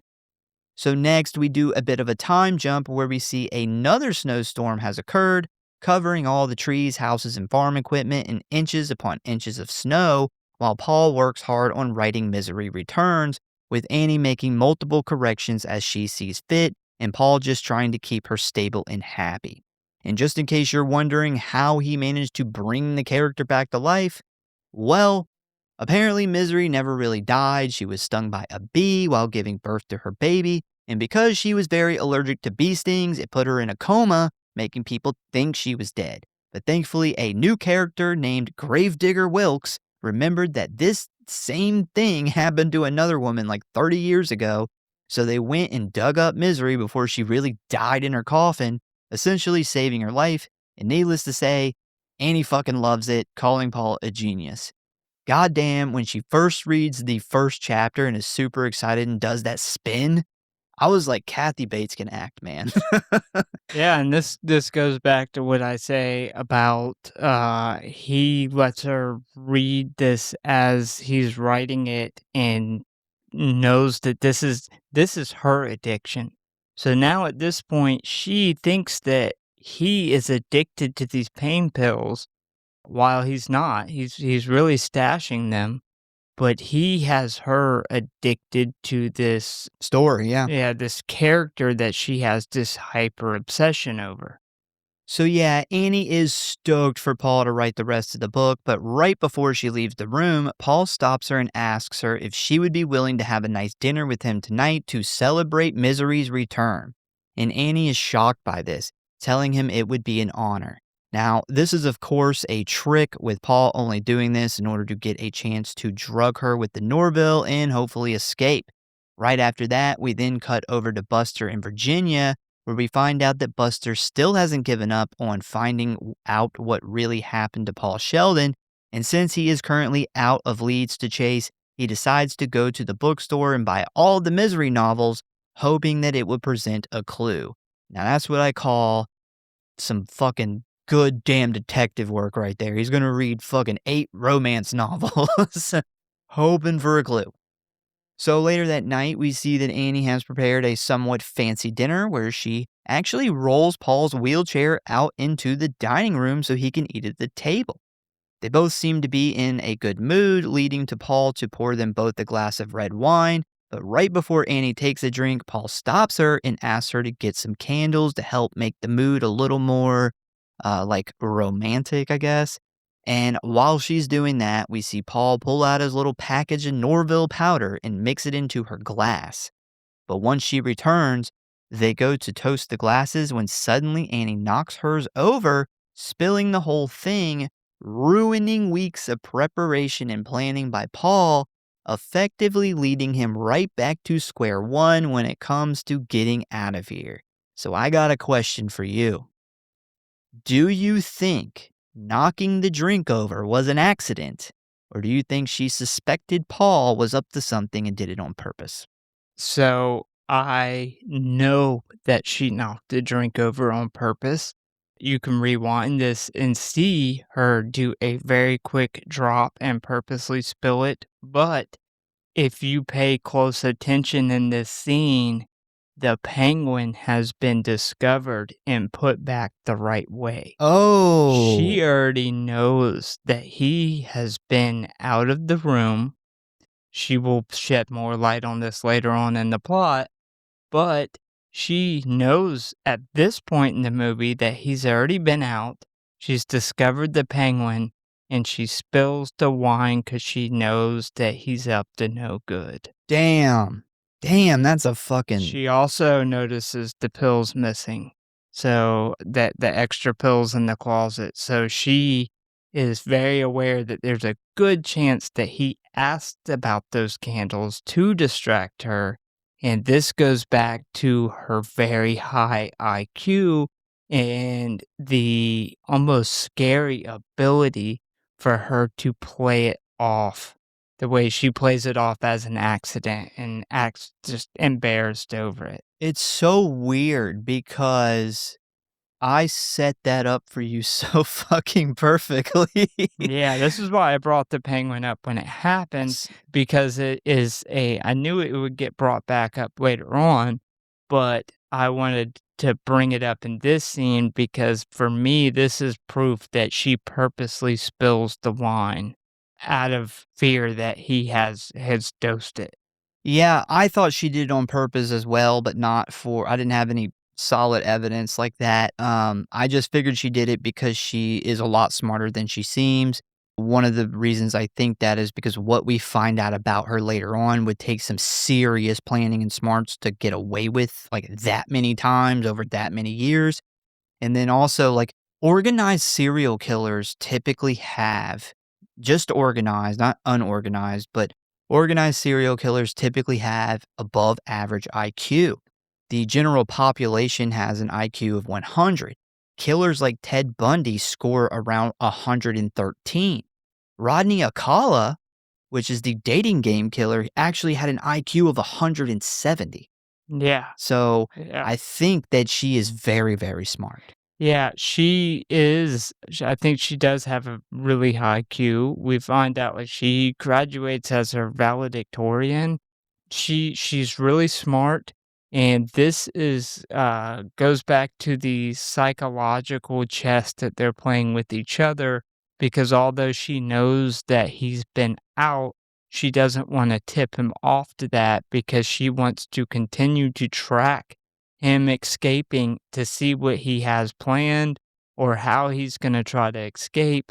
She also has no proof that he dosed the wine, and she doesn't want to tip him off that she knows that he took the pills and dosed the wine. So she plays it off by a spill, which works perfectly. So, anyway, after his initial shock that she just caused his whole plan to go up in smoke before his very eyes, Paul plays it off like it was no big deal, refilling her glass, minus the drugs, smiles, and continues with his dinner. We then get a montage of Paul writing the new book over the course of weeks, Annie reading it page by page, and Buster knee deep in the old misery books, still working on the Sheldon case. And once we have skipped ahead in time, we see that winter is now over, the snow has mostly melted, and Paul has been secretly strengthening his body using the old heavy typewriter in preparation for his inevitable showdown with Annie. One night while typing during a heavy thunderstorm, Annie walks in the room to give Paul his pills, but she suddenly seems very different, having taken no effort in her physical appearance, still wearing her housecoat, speaking in a very flat tone, and having a blank expression on her face. This causes Paul to ask her what's wrong.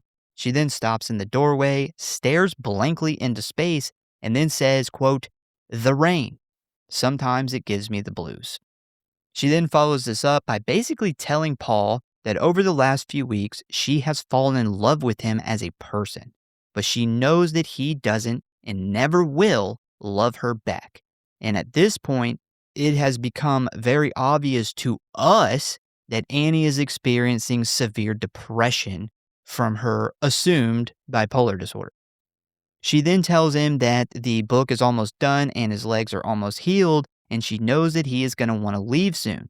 She then pulls out a .38 revolver, holds it in her hand, and says, "Sometimes I think about using this gun. I better go now. I think I might put bullets in it." Very much alluding to her committing suicide. This is, of course, fantastic acting by Kathy Bates. Again, another 10 out of 10 performance. And I seen an interview where she actually talks about how this was really the easiest scene for her to do because she had just finished up a play that she had been in for like a year or so where she played a character that was depressed and wanted to commit suicide. Yeah.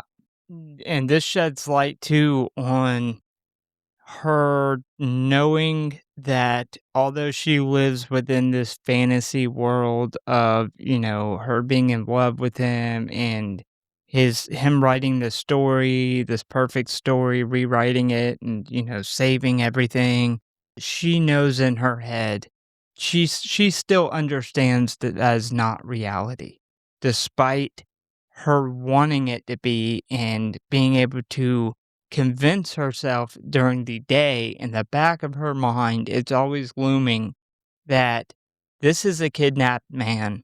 And once this book's over, there is going to be a point in which he Ready to go. escapes or there's going to be some type of showdown.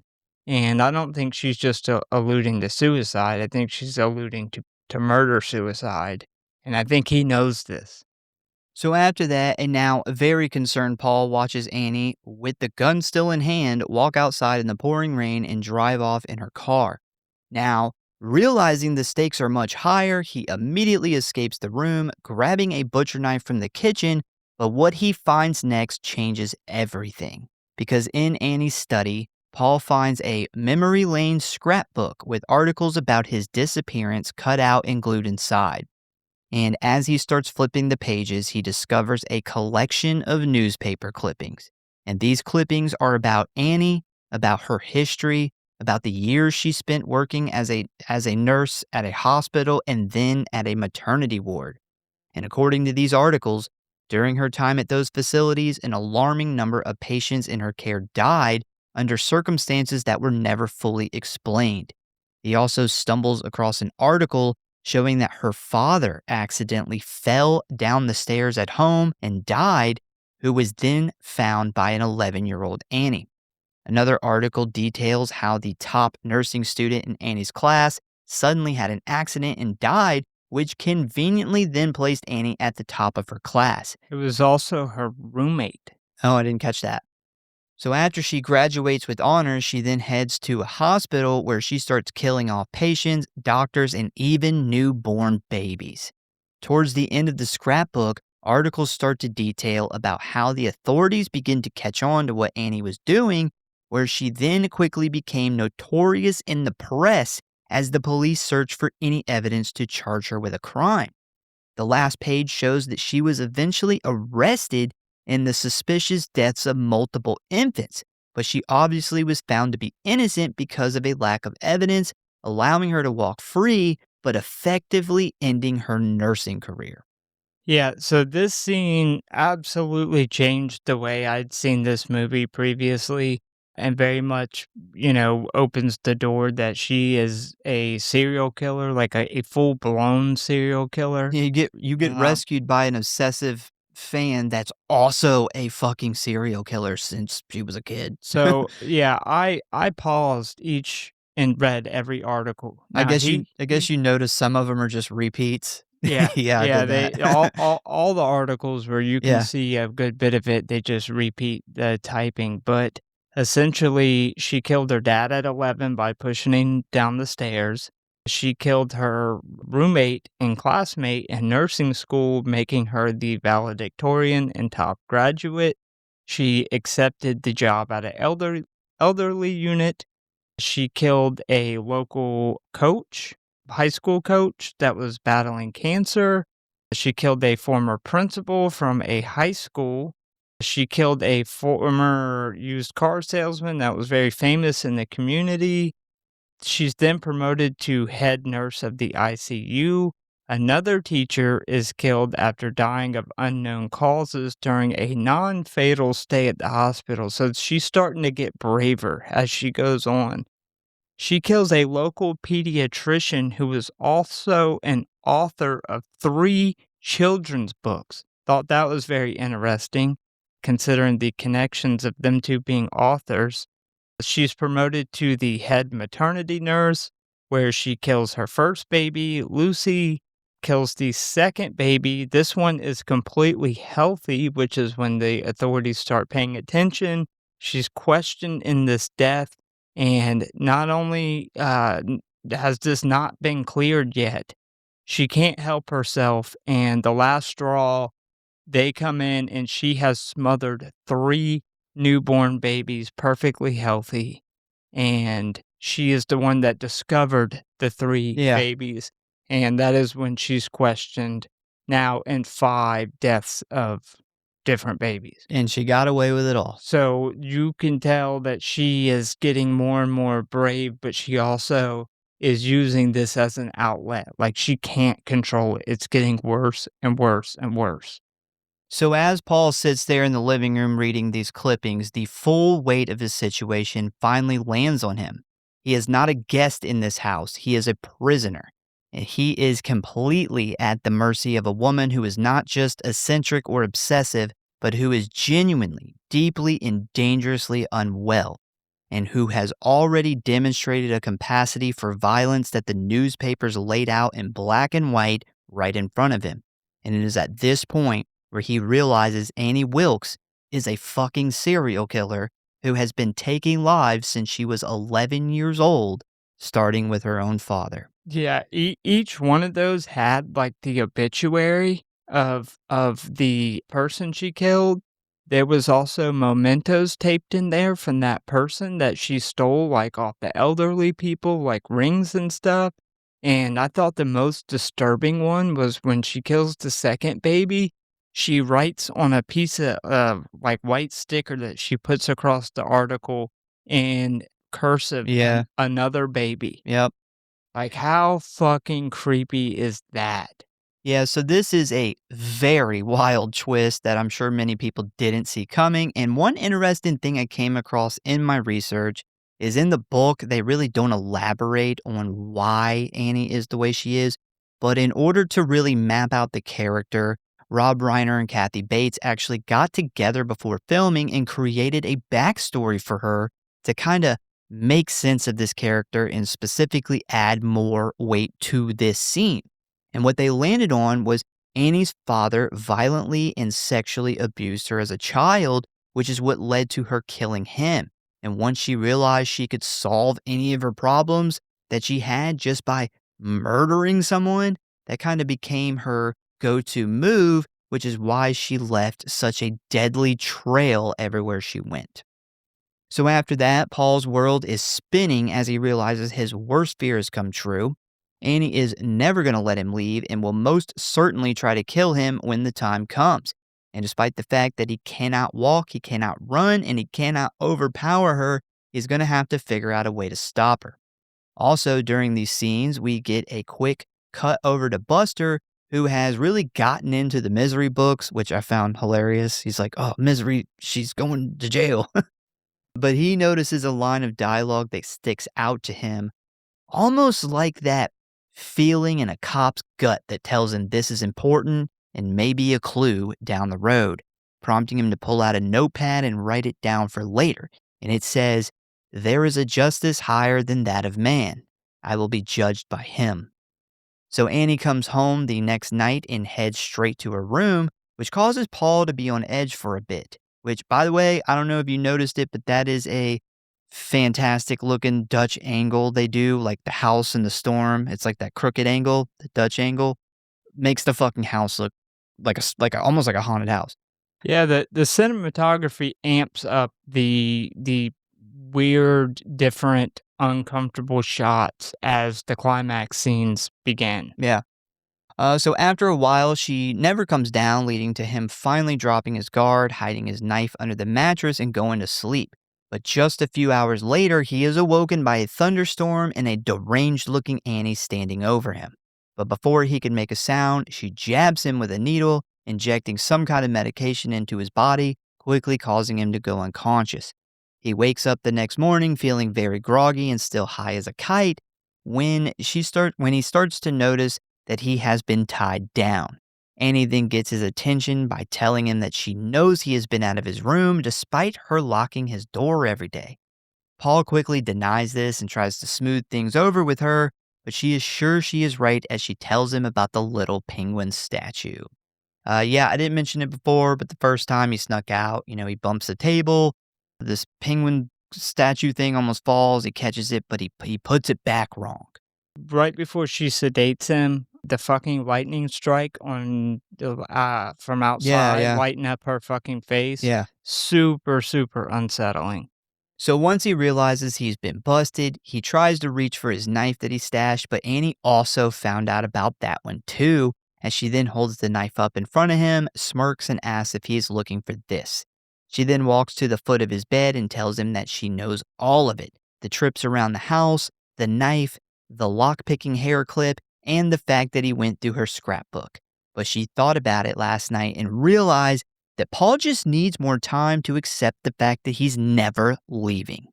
She then proceeds to tell him about the native workers at the Kimberley diamond mines who would get caught stealing diamonds.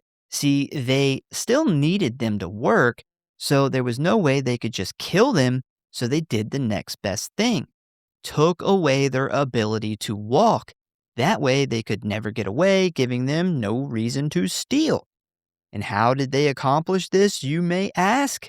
Well, they would place a wooden block between a person's ankles, and then they would use a heavy hammer to hit the side of the foot inward, instantly snapping the bone completely in two, leaving the person totally fucked, having no use of their legs. And this is, of course, called hobbling, which is exactly what Annie is about to do to Paul. While Annie is explaining this to Paul, we just see a look of pure anguish on his face as he begins to realize something really, really bad is about to happen. He then looks down where he sees Annie's placed a solid 4x4 block between his ankles and picks up a sledgehammer. Paul, making sure to use a calm, empathetic voice, begs Annie not to go through with this, but is no use. She has already made up her mind and truly believes this will help her keep Paul from getting away, or he will eventually accept the fact that he's never leaving the Wilkes residence. As he begins to panic, pleading for her not to do it, Annie raises the sledgehammer, tells him it's for the best, and then brings it down directly onto his ankle, with the full momentum of the 3 pounds of solid metal. The sound alone is enough to make your stomach turn many times over. The bone shatters completely as we see the foot quickly move to an unnatural direction sideways. Paul's screams fill the house, and Annie, who has not even flinched, calmly moves to the other side, bashing in the other ankle, causing Paul to almost pass out from the red-hot searing pain. Once Annie is done, she stands at the foot of the bed with pure adrenaline coursing through her body, causing her to breathe heavily as the camera centers around her face from the neck up, where we then get a quick zoom in, causing her face to fill up most of the screen as she then says, "God, I love you." What a fucking amazing shot that is, but what a fucking scene. Yeah, this is, I think obviously the most famous scene of the entire movie is the her happily snapping his fucking ankles in half. It is absolutely horrifying. I think in the book, she actually uses an axe She to cut. cuts his foot off. Yeah, Yeah. and it's very interesting. This shares a lot of similarities with The Shining, with 2 writers stuck in this is the same town that the Overlook Hotel's in, Mm-hmm. and they're 2 writers that are trapped here, obviously going through completely different scenarios. But I guess in The Shining, in the book, he uses a, sledgehammer, Mm-hmm. and in the movie uses an axe, and it's completely reversed here as well in Misery. She uses an axe in the book, but a sledgehammer in the movie, and in Doctor Sleep, there's a connection. The only person that we know that she killed after getting away with killing the babies was a couple years prior to this. There was a guy who was traveling to the burnt down Overlook Hotel to take some pictures, and he ended up hooking up with her and staying at her house, and she eventually murders him. Wow. That's crazy. Yeah. Yeah, we'll get in here in a minute. We'll get into why this change was made. So she then stares at Paul passionately as the camera then cuts to Paul's face, which is turned blood red as his veins swell up, extruding from his neck and temple, gritting his teeth in unimaginable pain. The camera then fades to black as we, the audience, are left replaying the horrors of what we just watched. Yeah, another awesome shot from this scene was like that above angle we got of Paul's face as his ankles are broken, which apparently, according to the cinematographer, all these angles and everything for this particular scene were Rob Reiner's ideas. So this is obviously the most remembered scene in the film. It's actually one of the most notorious and impactful scenes in all of film. It left such an impression on viewers that it's obviously still talked about to this day, and I do got some info about it. So, for one, there was a ton of debate behind the scenes of the movie about even having the scene in the movie. This was, of course, between the actors, the writer Goldman, and director Reiner. Reiner didn't want it in the film. Goldman and Bates did, with Goldman saying the main reason he wanted to write the fucking screenplay was because of this scene. They actually wanted the original idea from the book, which is, she cuts his feet off with an axe. But yeah, they ended up having the cast and crew vote whether to put it in, cut it out, or change it to something less gory, which is obviously how we got the hobbling scene. Well, it's super famous scene. Obviously, it had to be in there. It would have been a huge mistake not to. I think they should have used the original from the book where she cuts his legs off or cuts his feet off. Not only would it have been just insanely more gory, but apparently, like, blood flies up on her face and she's got that happy, like, go lucky. It's just super creepy. But one thing about the book that I read that makes this very impactful is it almost freaks her out because he almost dies. She uses a blowtorch To to cauterize, yeah. cauterize it, and it freaks her out because it almost kills him. And it didn't freak her out because he almost died. It freaked her out because he almost died before she got the end of the book. Yeah. And it's how addicted it shows how addicted to the story that she is at this point. It Yeah. is like a drug to her. So the effect was actually done by Greg Nicotero of K&B Studios, who of course has an iconic career, most notably as the executive producer of The Walking Dead. But basically what he did here was he cast James Caan's real legs in gelatin, painted them to look realistic, and even individually placed tiny hairs to add to the realism. They then built a hinge mechanism into the fake legs in order to allow a clean break at the ankle when it was hit with the sledgehammer. And finally, they built a special bed where Khan could lay back and place his legs into a hidden compartment, making the fake legs look as if they were attached to his torso. Good shit. Yep. So after that, we then cut over to Buster, who has recently noticed Annie around town. And while looking into her past, he notices a quote from her after her trial to the newspaper. And it turns out it is the same quote he wrote down from Misery, the one that he just got that feeling about. He then starts asking around town about her, where he discovers that not only is she a mega Misery fan, but she also has recently begun buying large amounts of typing paper, leading to Buster to put two and two together, figuring out that she must have Sheldon captive in her home. So we then jump over to Paul, who is now in the worst physical shape he has been in since he arrived, with both ankles destroyed on top of the already shattered legs. The pain is extraordinary, and the hobbling has broken something psychological in him as well. But his spirits are lifted when one day he spots Buster's police truck speeding down Annie's driveway. But before the sheriff arrives, Annie attacks Paul, shooting him up with that same medication that knocked him out the other night. And once he is halfway knocked out, she quickly rolls him down into the basement, slamming the door so Buster won't see or hear him. Buster then knocks on her door, and Annie, who opens it with that warm smile in that pleasant manner, invites him inside while attempting to hide her nervousness.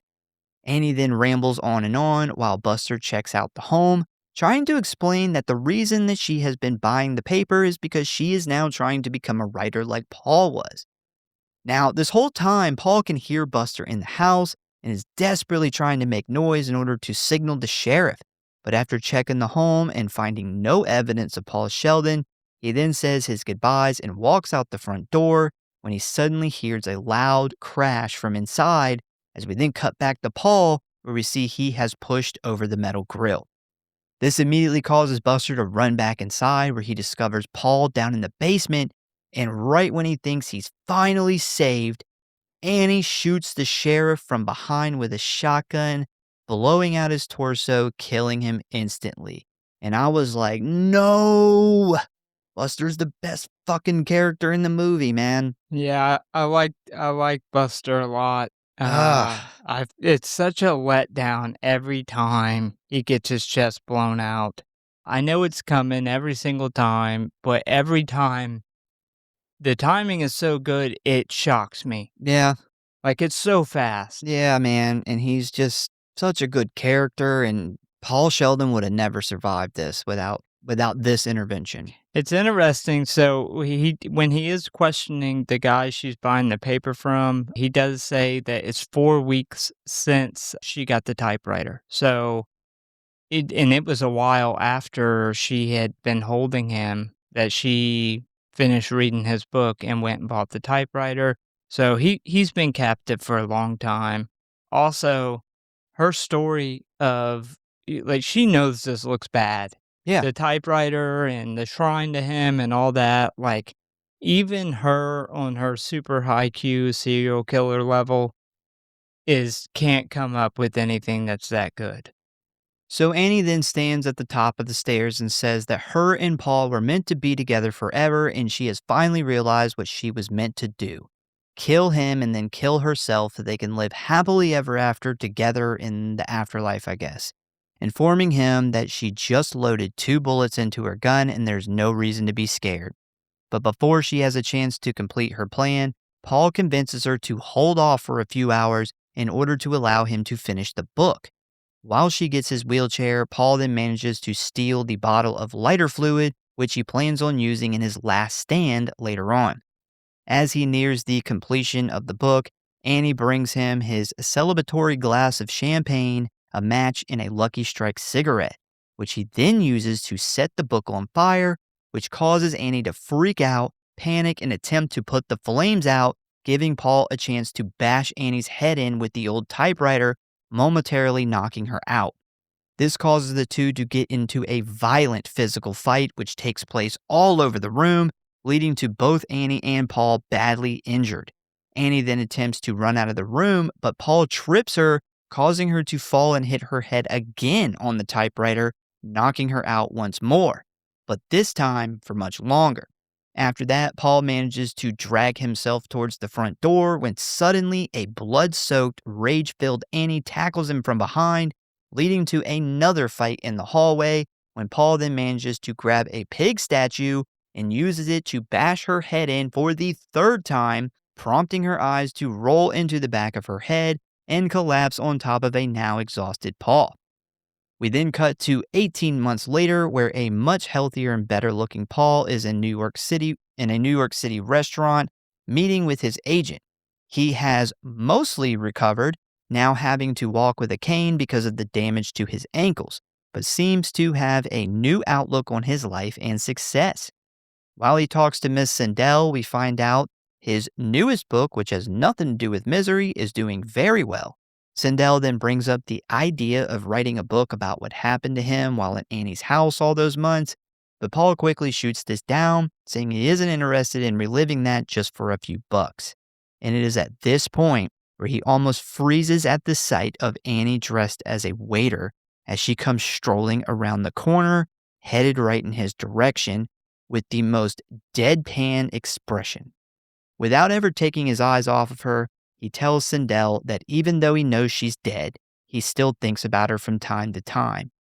The waitress then stops next to their table, looks over, smiles, and says, "Are you Paul Sheldon? I'm your #1 fan." Paul then smiles back at her, hiding his true feelings, and says thank you as the screen fades to black. And that is the end of Misery. So, a couple things on the end. When he sets that last bit of story that she's just dying to get the ending of, and then he literally in the middle of their fight, he picks up the ashes and shoves it in her mouth, and he tells her, "You want it, you eat it, you sick, twisted fuck." Love that line. It's one of my favorite quotes of the movie. Well, I love that part Uh, because they finally have both dropped the mask. Yeah, and the whole fight to the death was great. I thought it was, fantastic. We get cinematography-wise one of the coolest shots of the movie when he bashes her head in for the last time, and we get a shot from his perspective looking up at her bloodied face. And she's scary. Yeah, yeah, it's super, super scary. It's almost like you see the real Annie. Yeah, and then to finish the movie off with him seeing the waitress come by and say like that, "I'm your biggest fan." It's showing that every time a person comes to him and tells him, "I'm your biggest fan," he is going to see her. Yeah, And it is going to forever be ingrained in his life. he has a massive dose of PTSD now, thanks to that whole situation. Yeah. So a couple of fun facts we'll burn through really quick. According to director Rob Reiner, Annie Wilkes' killing spree is loosely based on that of Janine Jones, a nurse who is believed to have killed as many as 60 children who were in her care over a 2-year period. In the original idea for the novel, Annie planned to kill Paul Sheldon by feeding him to Misery the pig and take his skin to bind the book he had written. The title would have been The Annie Wilkes First Edition. That's fucking dark. Yeah. Bind the book in his skin. And finally, Annie displays traits associated with an array of mental illnesses, at the very least bipolar disorder, obsessive compulsive disorder, Munchausen syndrome by proxy, a severe personality disorder with paranoid, antisocial, and borderline features, and likely some sort of schizophrenic or schizoaffective spectrum disorder. Yeah, she also has some severe sociopathic or Psychopathy, yeah. psychopathic. Either way, she has a very, very, very little regard for human life. She seems to not have any feelings towards other people. She very much objectifies other humans, and for a large time of her life as a nurse, kills them as a addiction. It's a way to get off. It's excitement. Yep. All right, so on to ratings and kill count. We only got a total of 2 kills, which is Buster, who was shot in the back by Annie, and Annie, who was bashed in the head by multiple times by Paul. I didn't do a favorite kill. I There's did only not 2. either. All right, on to rating. I rated this movie a 4.6. I love it. They did such a good job at building tension with the camera angles, edits, lighting, and of course the score. This movie will keep you on the edge of your seat, especially the third and fourth act. I think everybody did a fantastic job, from the writing, the crew, the cast. The cast were all 10 out of 10 for me. Everybody in this movie is great. I think it does such a good job showing in a realistic way how unchecked mental illness can spiral out of control, especially if it's like a perfect storm type situation where there's like some kind of abuse in the household. It also shows how people can get, if they aren't held responsible for their actions, they get bolder and bolder until they finally go too far and they hurt somebody. Great story, great film. I think one thing that is really special about this story is it shows that Stephen King can write a goddamn good book that's still frightening without having to rely on supernatural stuff. The only reason I didn't give it a 5 is because there was a lot of cool shit in the book that I would have loved to see in the movie. Well, it's very interesting too because he lists this as his favorite book, and it's not. It doesn't rely on normal horror tropes. And that very last scene, he says, you know, in some way, what he went through with her helped him as a writer, and I think that Stephen King essentially saying like after he went through struggles with the critics, once he finally accepted that and went through that, it helped him in his writing, and this book being a great example of him writing a story that does not rely on typical horror tropes, Yeah, and he can accept it as his favorite story, yeah, and it was a highly successful book. yeah. What doesn't kill you makes you stronger. Yep. But yeah, man, uh, 4.6 for me. I Love gave this movie. I gave it a 4.4. I think this is a psychologically horrifying classic. The acting in this is absolutely superb. Kathy Bates absolutely kills this. It's the first thing I think of when I think of this movie. The back and forth between Annie and Paul, almost playing psychological chess, always trying to be one step ahead of the other, I think is a masterclass in storytelling and screenwriting. That's one thing we never really give props to the screenwriter, but I think this is a great movie to do so on. Yeah, The moment that you find out that Annie is full on crazy and responsible for a lot of the deaths and way smarter of a serial killer than you would ever imagine, is psychologically horrifying. Like when you actually pay attention and you find out like she has killed a shit ton of people and she's way smarter than what you give her credit for, it makes the movie much, much more scary. The score is incredible in this movie. It builds suspense fantastically. The cinematography is great every time there is a climax moment. We get awesome camera angles. Overall, a absolute classic must watch for any horror fan, especially if you like psychological horror. yeah, this is a great one. I am finally glad that I got to talk about it and cover it. This was never at the forefront of my list of stuff I wanted to do, but it was always a movie that every time it kind of popped up somewhere, I was like, fuck, we need to cover that movie. I've thought about this movie probably 100 times. Looking through the Yeah. movies, looking at my next pick. Yeah, so once again, we thank you guys for listening. Please give us a follow or like if you enjoyed the show. Check out the website, check out our socials, tell a friend, a family member, or your number one fan about the show, and we hope to see you next time.